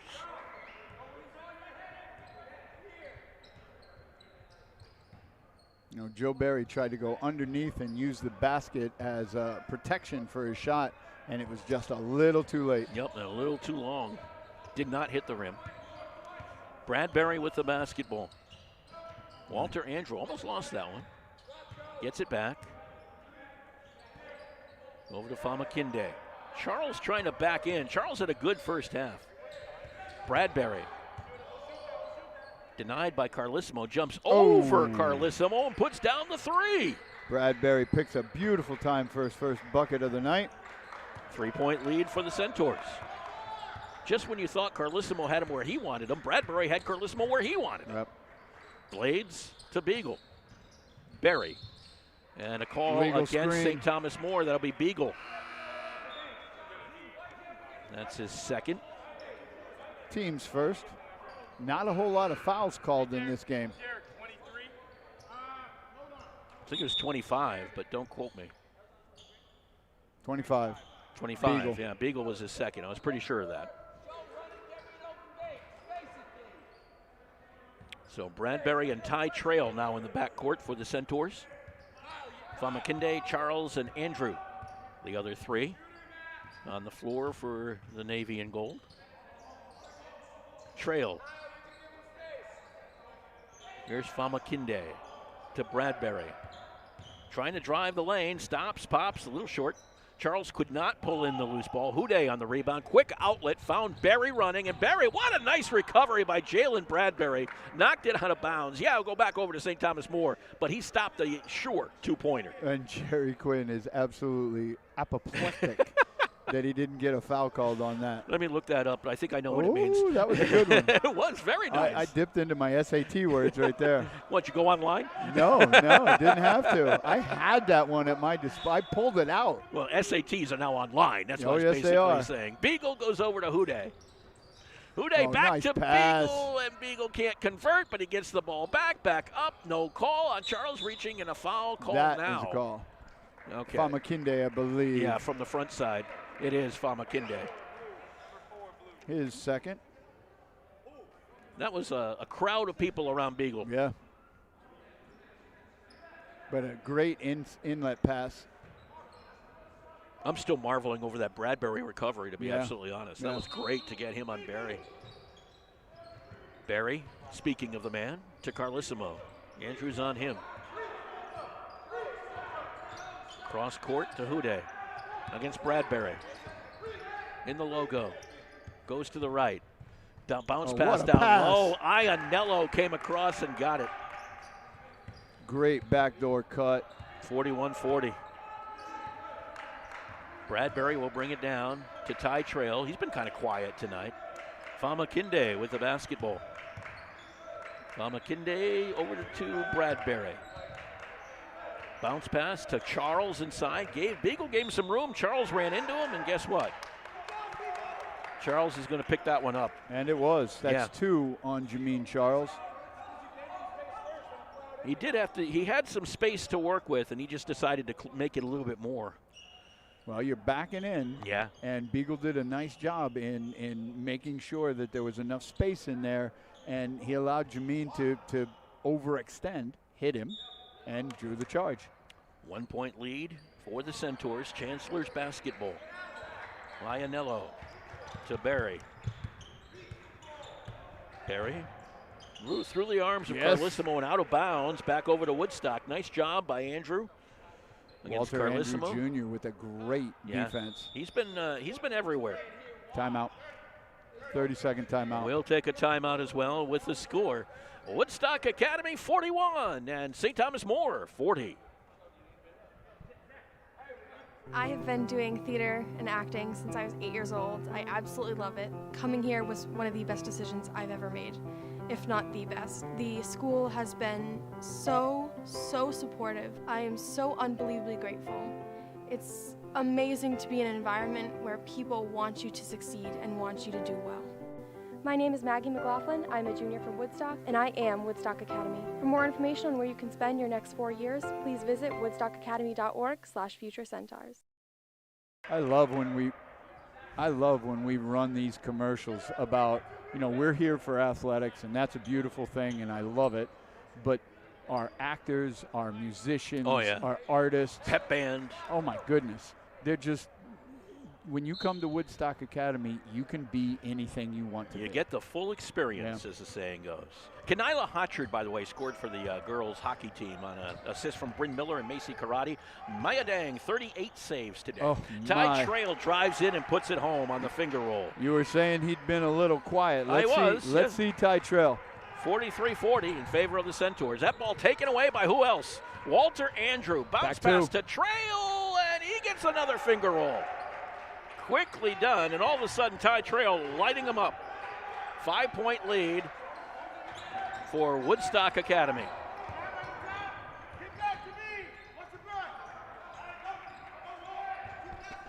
Bounce pass out of the trap to Houday. Nice little no-looker to Beagle. Back up on top to Houday. Houday spins around Bradbury and a foul. Yeah, he grabbed him. Yep. Grabbed him by the arm. So that would be Jalen, I do believe. Yes. Yep. Picked up his first. Team's third in this second half.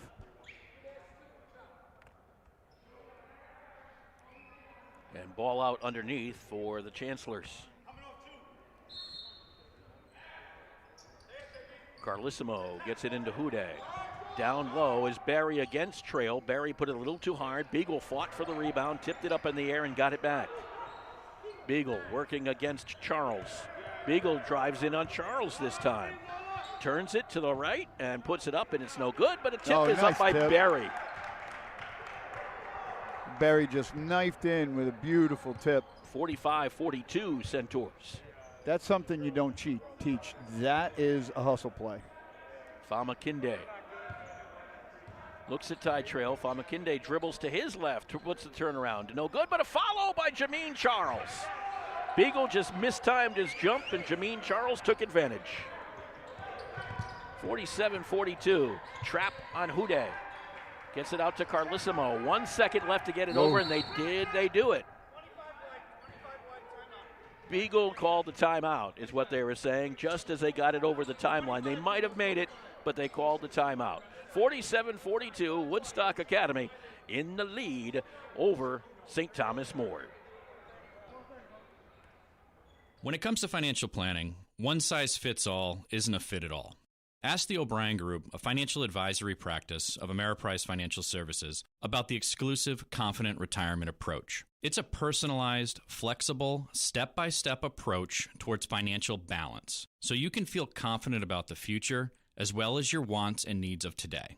With the Confident Retirement Approach and a one-on-one relationship with an advisor, the O'Brien Group will help you live life and save for tomorrow in a way that's right for you. It's what financial balance is all about. So call me, Pat O'Brien, today at 860-208-9913. My office is conveniently located above the Shopper's Guide in downtown Putnam, Connecticut at 66 Main Street. The Confident Retirement Approach is not a guarantee of future financial results. Investment advisory products and services are made available through Ameriprise Financial Services Incorporated, a registered investment advisor. 47-42, Woodstock Academy leading St. Thomas More here at the Alumni Fieldhouse on this Wednesday. Well, this is just an absolute gem of a game. It is. Both these teams are getting after it. And the Centaurs and Coach Rivera are doubling the inbounder. They get it in, however, to Ianello. Ianello threw it into the arms of Charles. He could not control it. Yep. So 15 seconds on the shot clock for the Chancellors. You're doubling that inbounder. Somebody's obviously got to be open, and it's the furthest person away from the ball, and Jameen Charles showed how that's done. With the basketball was Beagle. Beagle got it back out to Ianello. Ianello to Barry. 7 seconds on the shot clock. Barry gets away from Bradbury. Nope, short. But it was made. Yeah, Bradbury pushed him down is what they're going to say. Foul on Bradbury, his second. So Bradbury just got enough of it on him. Yep. And it was after the shot, actually, to be honest. Shot was already off when the collision occurred. Now this will only be the third free throw for the Chancellors in this game. Barry's first is up and good.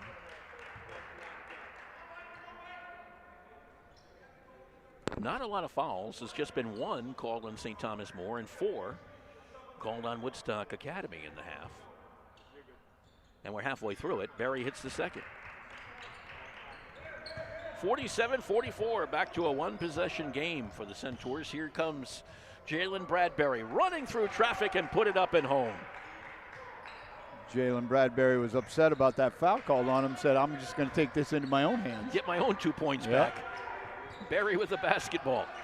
Brings it down the floor. Barry over to Houday. Oh, double that, double that. Houday bounced it off of Bradbury to get it to Barry. Carlissimo, or I should say Iannello. Back over to Barry. Houday, Carlissimo. Looked at the three. They got a switch. Beagles inside, got the basket. 49-46. They're not going away.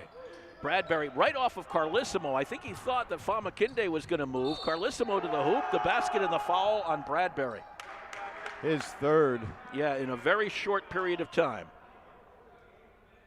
Trayvon Jackson will come in and replace Jalen. To the free throw line will go Carlissimo, and a chance to tie the ball game. My guess is Carlissimo shoots free throws pretty well. My guess is probably right. That's always the thing. Coach's kid? Yeah, coach's kid can shoot free throws. Generally. Carlissimo's free throw is good. Yeah, he can shoot free throws. Yep. And we're back to even. 49-49. 9:23 left in the basketball game. Corey Jones will bring it up the floor. What Carlissimo did on there was allow himself to be fouled and still maintain body control to make the shot. Here's Trayvon Jackson driving through, running through. A block. A blocking call going against the Chancellors. That'll go on Houday. Well, let's see. As he drives through, here's the handoff to Jackson. Maybe. I think it was a block, to be honest. He moved a little. Yep.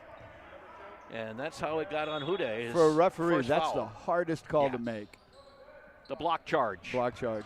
Jackson driving in against Beagle, puts it up, managed to avoid contact and put it home.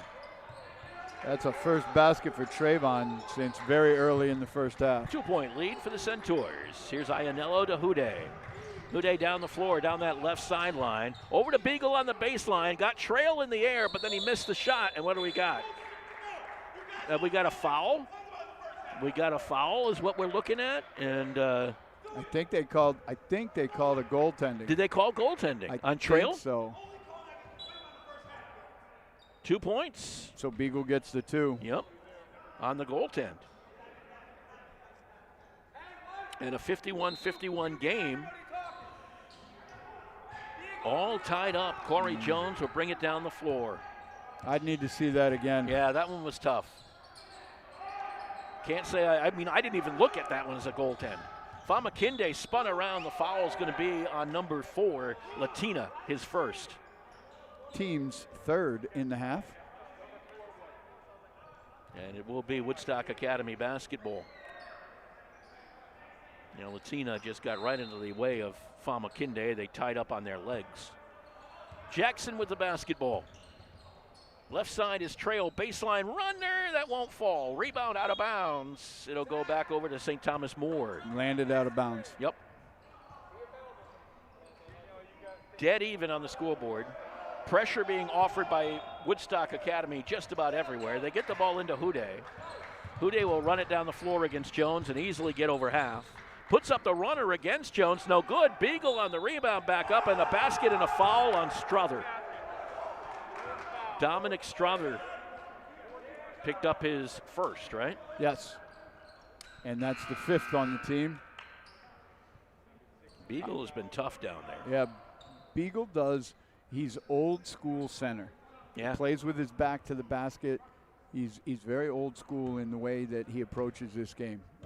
Blue collar. Blue collar, good word for it. Beagle hits the free throw. And a 3-point lead now for the Chancellors. Round and around and around we go. Where we'll end up, Nobody knows. Sounds like a weatherman. Corey Jones with the basketball. Runs it in on Hude. No good, and a foul called. Yep, that'll be on Hude. That's second. his third. Oh, you got third on him? I'm Yes, sorry. sir. Oh, he said 2. Well, 3 on number 2. Okay, this is what it was.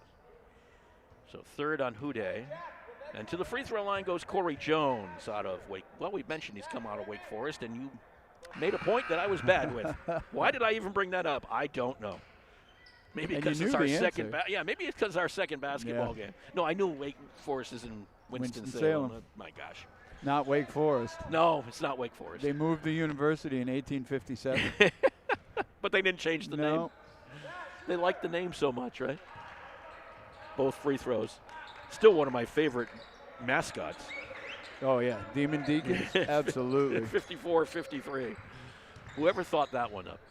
With the basketball, Hude on the spin move. What a spin move. One. He got the hoop and the foul is on Jones. So quick. Wow. That's Corey Jones first. 6th on the team. That might be problematic. Andrew comes into the ball game replacing Jones. Famakinde also coming out. Hildebrandt back into the game for the Centaurs. And at the free throw line is Hude. And Hude's attempt at a three-point play will not work. Hildebrandt on the rebound. Andrew with the basketball. A three-point lead for St. Thomas More still. Not a whole lot of movement in Woodstock Academy's offense here. Nope. This might be where that tiredness and that rust starts to show a little. Bradbury. Both teams a little bit back on their heels. Trail drives, no good. Rebound, Hildebrandt tipped it up in the air. It came down to Latina. Latina up ahead. Beagle on the slam. Beagle's making his presence known. Ball goes out of bounds. They'll go over to St. Thomas More. After the Beagle slam, Woodstock threw it away. Yeah, they just threw the ball. And actually, Ty Trail, a little bit of a tip in there as well by Ianello. He got his hand on it, knocked it off of Trail and out of bounds. St. Thomas More with the basketball, 58-53. The Chancellors lead the Centaurs. Here's Carlissimo. Ianello as they try to move in, and a foul called, body up maybe by Hildebrandt against Beagle. Oh. No, it will be a foul on Hildebrandt, his second. Team 7th, so this will put him on the line. Yep, Beagle to the free throw line. Hildebrandt just kind of moved on in as Beagle goes in to the free throw line. A lot of activity right around us right now. Beagle's free throw is up and good. Well, we do want to be in middle of the action, don't we? Yes, sir. We get to see it all here. We get to see and hear and it all. hear many things. Yes, we do. And it's a good thing we're not governed by the FCC. That is true. Second one is up and good. 60-53. The Chancellors now up by 7. Here's Bradbury. Centaurs trying to get back on the mark here. Trayvon Jackson behind the back dribble and a foul on Latina. That'll be his second. 5 team fouls on the Chancellors in the second half. Chancellors right now on a run. 2, 4, 6, 8, 10, 10-2 run. Bradbury with the basketball. Jackson looks at Latina, drives in, but he knocked it away as he went in. Ianello picked up the loose ball, got it to Carlissimo. Wisely puts on the break, steps behind the three-point line. No good. Rebound Trail. Bradbury rolled his ankle on the beginning of that play. Last basket for Woodstock was at the 9-10 mark with Trayvon Jackson. Missed shot by Woodstock Academy. Rebound, St. Thomas More. Here comes Barry. Barry brings it down the floor, and he puts it right home. Help. No D with us there. 62-53, Chancellors. Bradbury with the basketball, driving against Carlissimo, and a foul before the shot. It will go against Ianello, just his first. 6th team foul on the Chancellors this half. Well, it was 51-51 at one point. And in fact, after the last basket, it was 51-49 Woodstock, and since then it's been mostly Chancellors. Jackson finally breaks that string with a basket. 62-55. Latina against Jackson. The two body up, and Jackson got a hand on it, got the block, and went out of bounds. Back over to St. Thomas More. Coming back into the game is Hall. Jack Hall for St. Thomas More. Jack Hall out of Avon. Boy, I don't remember him. No. He might not have gone to Avon High School. Maybe Avon Old Farms, yeah. maybe. In the basketball, in the inside is Barry up over the top of Jackson. Barry's had a very nice second half offensively for the Chancellors. 64-55. Here's Andrew trying to drive in, dumped it to Hildebrandt. He gets the easy, well, I wouldn't say easy two, but the two. And foul. And a foul. The basket is good. The foul will go on Beagle. His third. So Hildebrandt will go to the free throw line. Speaking of quiet, Simon has been a little quiet too. Right. So Hildebrandt to the free throw line here. Chance to cut it to 6 points. Hildebrandt's free throw is no good, and it'll be St. Thomas More basketball. And Woodstock setting up in a full court press. That's one thing you can do when you make a basket and you get the foul, even though the foul shot didn't go your way. Carlissimo forgot the basketball, but dribbles by Andrew. Brings it down, right down the floor, get it into Beagle. Beagle, everybody's down on the floor, and Beagle just jammed it home. There was nobody left. Everybody was on the ground. Jackson trying to dribble through some traffic. Gave it up to Bradbury. Ty Trail with the basketball. Here's Trayvon Jackson. Over to the right wing. Walter Andrews spinning around. Oh, cross court to Ty Trail. Trail kicks it back. Trayvon Jackson from three. No, front side rim. A rebound, Ianello. Trying to get it over to Ianello. Got it to Carlissimo. Back to Ianello. Beagle's got 17 points this half. This half. Right. 16 seconds left on the shot clock for Berry. 25 on the game. Ianello. Look at him. Inside, and Beagle trying to drive it in there and lost it out of bounds to go back over to the Centaurs. He's doing such a great job sealing any Woodstock defender. He just seals them and calls for the ball. Corey Jones says, anyone coming back here with me? There's nobody to take the ball out, and they finally get Famakinde over there.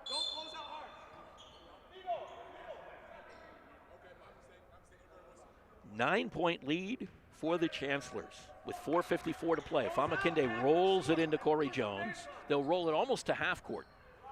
Jones will pick it up, gets it over to Jackson, back to Famakinde through the double, or through the potential double team. Here's Trail going baseline. It's faked, got blocked by the backside of the backboard. Carlissimo brings it over half. Against Andrew, against Famakinde, I should say. Barry, corner, Hall, Beagle, against Petrie, puts it up, and another one.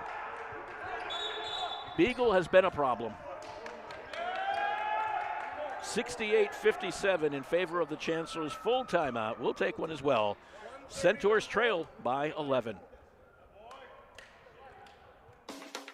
Hi, this is Jeff Busquet. And Kaylin Busquet of Steve Busquet's Appliance and TV, your hometown appliance store. We've been committed to providing the lowest prices and best customer service in the area for over 35 years, and we are excited to continue this tradition at our newest location, now open at 600 Main Street in Willimantic. We carry and service your favorite and most trusted brands of appliances, TVs, and furniture. We know you've all heard about back orders in the appliance industry, but at Busquets, our salespeople can find you what you're looking for in stock and ready to be delivered. Amana washers and dryers are only $4.89 each. Whirlpool front-load washers and dryers are only $8.49 each and can handle a king-size comforter. Frigidaire 18-cubic-foot refrigerators are only $6.75. And just arriving, a new batch of Scratch and Dent appliances at our Willimantic store. Scratch and Dent are brand new with a full warranty. We have 18-cubic-foot refrigerators for $5.99. Side-by-side refrigerators start at $8.99. And remember, at Busquets, we service everything we sell and take a year to pay interest-free. Check us out at one of our locations in Danielson and Willimantic or online at BusquetsAppliance.com.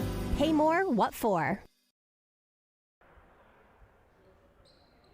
Update from the Jan Ice Rink at the Pomfret School. Woodstock Academy trailing Bishop Hendricken 2-0 right now.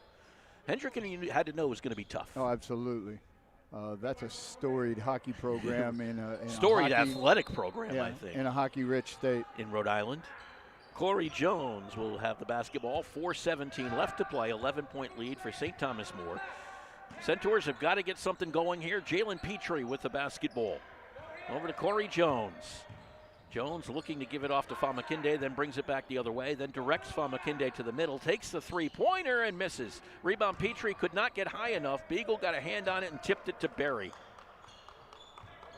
And here comes Carlissimo. Now you can expect the St. Thomas More to kind of... Not in any hurry. Run use the the offense. clock as much as you can. Carlissimo with the basketball to Beagle. Beagle driving in. Trail this time, a little help, and that's what they've needed on him. However, had to go down in the lane. The ball will go back over to the Centaurs by the arrow. Jalen Bradbury back into the ball game for the Centaurs.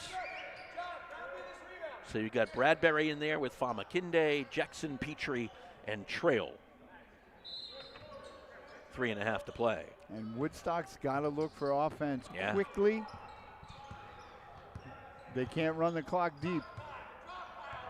Here comes Bradbury to Famakinde, to Jackson. Jackson, turns it nicely and could not get it, but the follow by Petrie. 68-59, St. Thomas More. Iannello, Carlissimo. They get it over the timeline on a pass to Beagle. Out comes the trap. Got it back over to Carlissimo. Iannello took a three. I guess he saw himself wide open. He says, I'm going to take it. Why not? Hey, 71-59 in favor of St. Thomas More. I would think that you might want to work that ball around a little bit more, but if you got a wide open look, I guess you take it. Trail misses the runner. Out of bounds, he'll go back over to the Chancellors. Under 3 minutes to play in this one. Woodstock Academy boys play here tomorrow night against the East Lyme Vikings, and then they play again here on Friday. Yeah, the boys team, because of the canceled games, are just loaded. 3 games, I think, in 4 of the last 5 weeks. Yeah. Something to that effect. If everything goes according to plan, we might bring you the Bacon game on Friday. Brad Favreau will be joining me for that one because Mr. Smith has company. Yes, I do. And they've decided to come and get snowed in. There you go. Houday to Berry, over to Carlissimo. Hope there's someone that enjoys snow coming. I hope there's somebody that can help me shovel. Carlissimo put it in from the elbow. Yeah, come to think of it, that would be good, wouldn't it? Yeah. Come to my house, help me shovel. 73-59, St. Thomas More. Here's Bradbury with the basketball and a foul on Carlissimo. Reach in, I believe. I'd agree. Nope, not Carlissimo. It's on 14. Hall, his second. So to the free throw line, the best place for the Centaurs right now. Yeah, they can score without the clock moving. That's a beautiful thing. Jalen Bradbury out there. 6'2" player. Speaking of the icebox, from Buffalo, New York. Bradbury's free throw is up and good. I forgot to ask him what he thought about the Bills' loss, but I guess that wouldn't have been a good talk. Yeah, no. But what a game. Oh, tremendous game. Second one is up and good. Actually, all the games this weekend from the NFL were pretty good. Timeout called. We'll take a timeout as well. Wow. We have 2:08 to play. 73-61 in favor of St. Thomas More. When others say no, First American Home Loans says yes. First American Home Loans is licensed in every New England state, with the exception of Vermont, and also licensed in those great getaway states of South Carolina and Florida.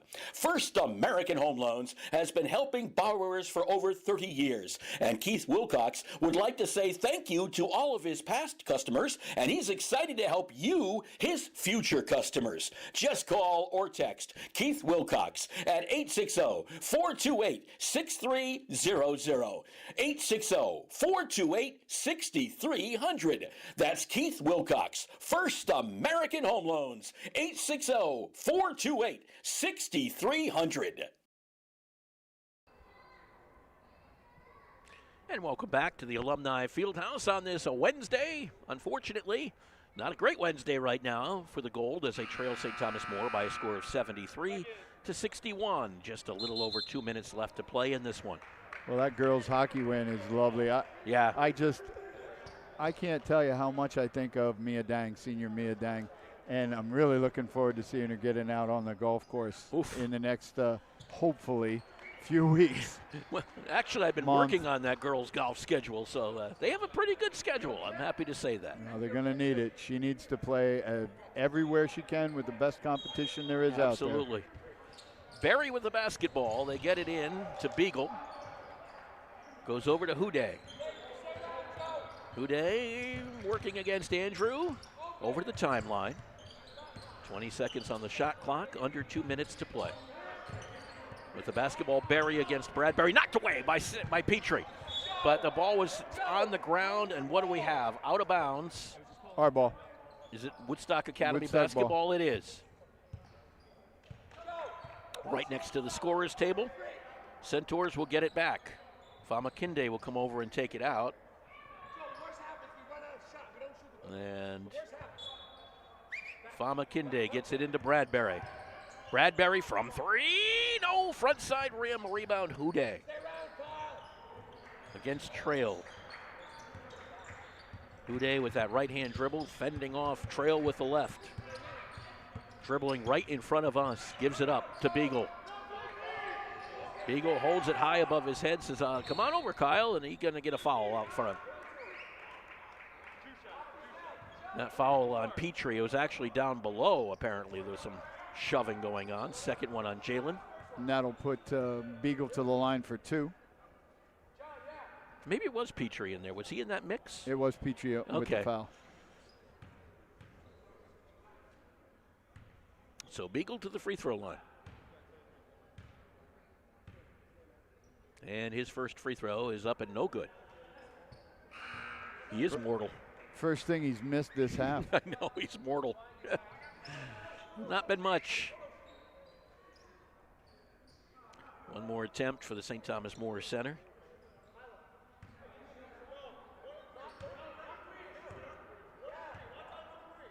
And the free throw is up and no good again.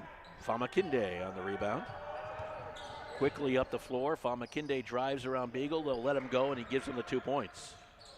Didn't want to foul him. Didn't want to give him a three-point opportunity. So Famakinde got it down to a 10-point lead, 73-63. Berry looked at Beagle, instead gives it into Carlissimo. It's still possible, but the Chancellors have to not hit their free throws. Right. You're going to have to foul them now and quickly. You have only 1:07 to play. You got to do something here. Jones on Berry. The ball was temporarily knocked away. Berry got it back, dribbles around. Now he dribbles it back out. 12 seconds on the shot clock. And a timeout? Yeah, he called timeout. Yep, Berry called the timeout, so we'll take a timeout. 57 seconds to play. A 10-point lead for St. Thomas More.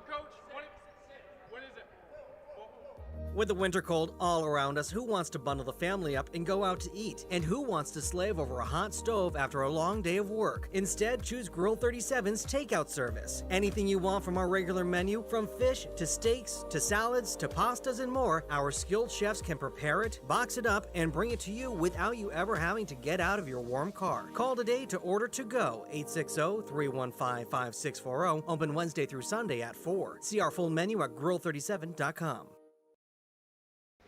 Is that wishful thinking on your part to get a little Grill 37? How did you know that? Yeah. Unfortunately, I think it might be closed by the time I get there. So I'm going to have to go back to the ultimate of comfort food. Something my wife cooked up last night, thankfully. Nice. Day-old meatloaf is not bad. No, sir. Toast that bread. Yep. A little bit of nice mayonnaise on there. Mayonnaise on meatloaf? Ready. Oh, yeah. Meatloaf sandwich? Ketchup. Definitely. We had this in one of my classes. We had the big thing: apple juice or orange juice, and that was the biggest. The biggest controversy of all year long. Apple juice or orange juice, mayo or ketchup. I think is a big one too. Well, some people say never put is. ketchup on a hot dog. Never. Only mayo, only mustard. Yes. I put and ketchup on relish. a hot dog. I and put ketchup on everything. What can I say? Are you ketchup snob? Does it have to be, particular brand? Well, kinda. Okay, yeah. Kind of hindsight. No, I didn't say that, but Yes, that's you okay. did. They don't sponsor us. Don't mention it. Beagle with the basketball. Maybe they will. Hude drove in and a foul was called as he drove in. Out top. It would be on Tyshawn Trail. And with 55 seconds left and a 10-point lead, if Huda makes either of these, it's going to be difficult. Yep, Hude at the line. And his first one is up and no good. Well, that was one thing that went in their favor, the Centaurs' favor, that is. One more attempt here for the guard from Windsor Locks. Second one is up and good. Centaurs have got to get it down the floor. They'll get some token pressure from the Chancellors, just trying to waste time. Jones drives in, puts up the runner, and it's good. 49 seconds. 74-65. Now some pressure offered by Famakinde, and it'll be Beagle to the free throw line after the foul by Famakinde, his third. 74-65. The Chancellors have got to miss some free throws here. And Beagle missed 2 in the first half, and he missed his last 2. But before that, he was 3 for 3. He hasn't been out very much. No. The legs have got to be tired on Beagle, but No, someone forgot to tell him. He's going to sleep well on the way back to Oakdale, that's for sure. I think you're right. First one is good. He'll get one more. And the second one for Beagle. Puts it up and good. 76-65. St. Thomas More in the lead. Here's Bradbury driving through, puts up the runner, no good. Rebound, who else? Beagle. Over to Carlissimo. Carlissimo racing down the floor, got around Famakinde and gets hooked by Famakinde. So he'll go to the free throw line. Not the guy you wanted to send to the free throw line. That's 4 on Famakinde. Oh. Is that 5? Okay. They say 5 on 4. I only had 4. I only had 4. But we are not the official book. We are not the official book. Believe me, we've had to point that out a few times. Considering our spot, some people do consider us the official book, and we are not. So Carlissimo is at the free throw line.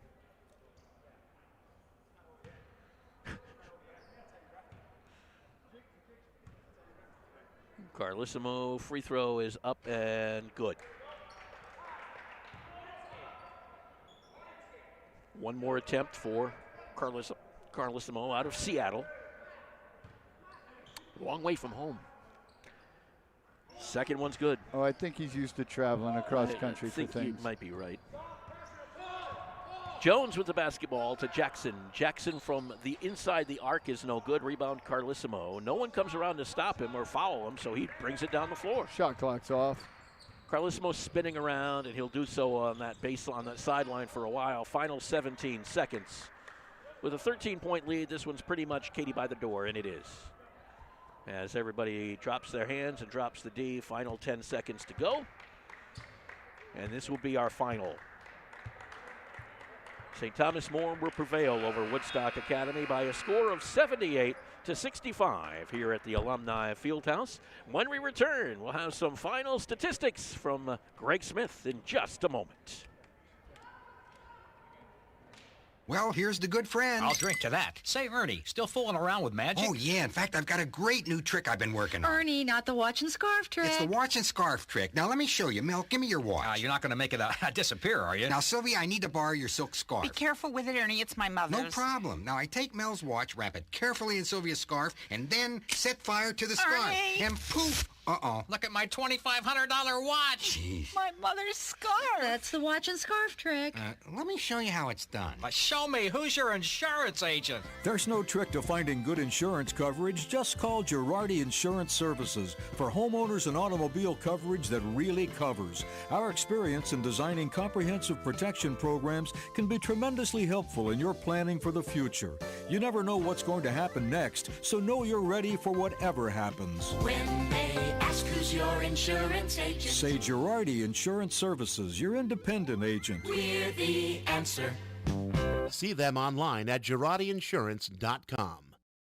Attend Quinnebog Valley Community College for free. If you will be a first-time college student, a Connecticut high school graduate, and resident of any age, you meet 2 of the qualifications. See if you meet the qualifications at qvcc.edu/pact. It is always free to apply to QVCC.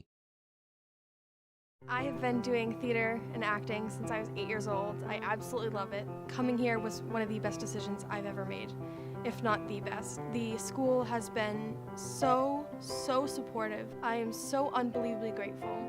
It's amazing to be in an environment where people want you to succeed and want you to do well. My name is Maggie McLaughlin. I'm a junior from Woodstock, and I am Woodstock Academy. For more information on where you can spend your next 4 years, please visit woodstockacademy.org/future-centaurs. Final here at the Alumni Fieldhouse on this Wednesday, 78-65 in favor of St. Thomas More. Final stats from Greg Smith. And here we go for St. Thomas More. Matt Hude had 5 points. Kyle Carlissimo, 16. Luke Latina with 3. Zach Ianello with 5. Jack Hall with 5. Joe Berry with 13. ZZ Blades had 2. And John Beagle, 29 points for 78 points. For Coach Jack Rivera and the WA Gold, Corey Jones had 13. Tyshawn Trail had 4. Jalen Bradbury, 7. Diavion Famakinde had 8. Walter Andrew Jr. had 2. Promisopuram, 6. Trayvon Jackson had 5. Jameen Charles had 8. Simon Hildebrand had 4. Dominic Struther had 2. And J.P. Petrie, 6. 65. 78-65. Quick update for you from hockey. Just got this one in from Sean Saucier. 2-1 now, about 8 minutes into the second. Troy Davio scored his first varsity goal on assists from Max Larkin and Evan Haskins. Yes, so Max Larkin. Yes, so 7:58 into the second, 2-1 game. Bishop Hendricken right now leading Woodstock Academy, and of course we'll get that final for you out there on Twitter, as well as in our morning announcements tomorrow if you happen to be from Woodstock Academy. Greg Smith, thank you very much for joining us again on this Wednesday. We might be back with you on Friday. Have to see what the weather brings and everything else when the Woodstock Academy boys take on Bacon Academy. For Greg Smith, I'm Mark Allard. Final score, St. Thomas More 78, Woodstock Academy Gold 65. Have yourself a wonderful Wednesday. See you possibly on Friday. You have been listening to Woodstock Academy Live. This copyrighted webcast may not be reproduced, retransmitted, or used in any form without authorized written consent of the Woodstock Academy. The Woodstock Academy would like to thank all of our fans for your support, and we hope you've enjoyed today's broadcast. Today's game has been brought to you by First American Home Loans, Quinnebog Valley Community College, Girardi Insurance Services, Grill 37 Restaurant in Pomfret Center, The O'Brien Group, a financial advisory practice of Ameriprise Financial Services, LLC, and Busquets Appliances in Danielson and Willimantic, with production support provided by O'Contrabar Productions, LLC. Remember, today's broadcast is available to be seen on woodstockacademy.org/athletics/live. This has been a production of the Woodstock Academy.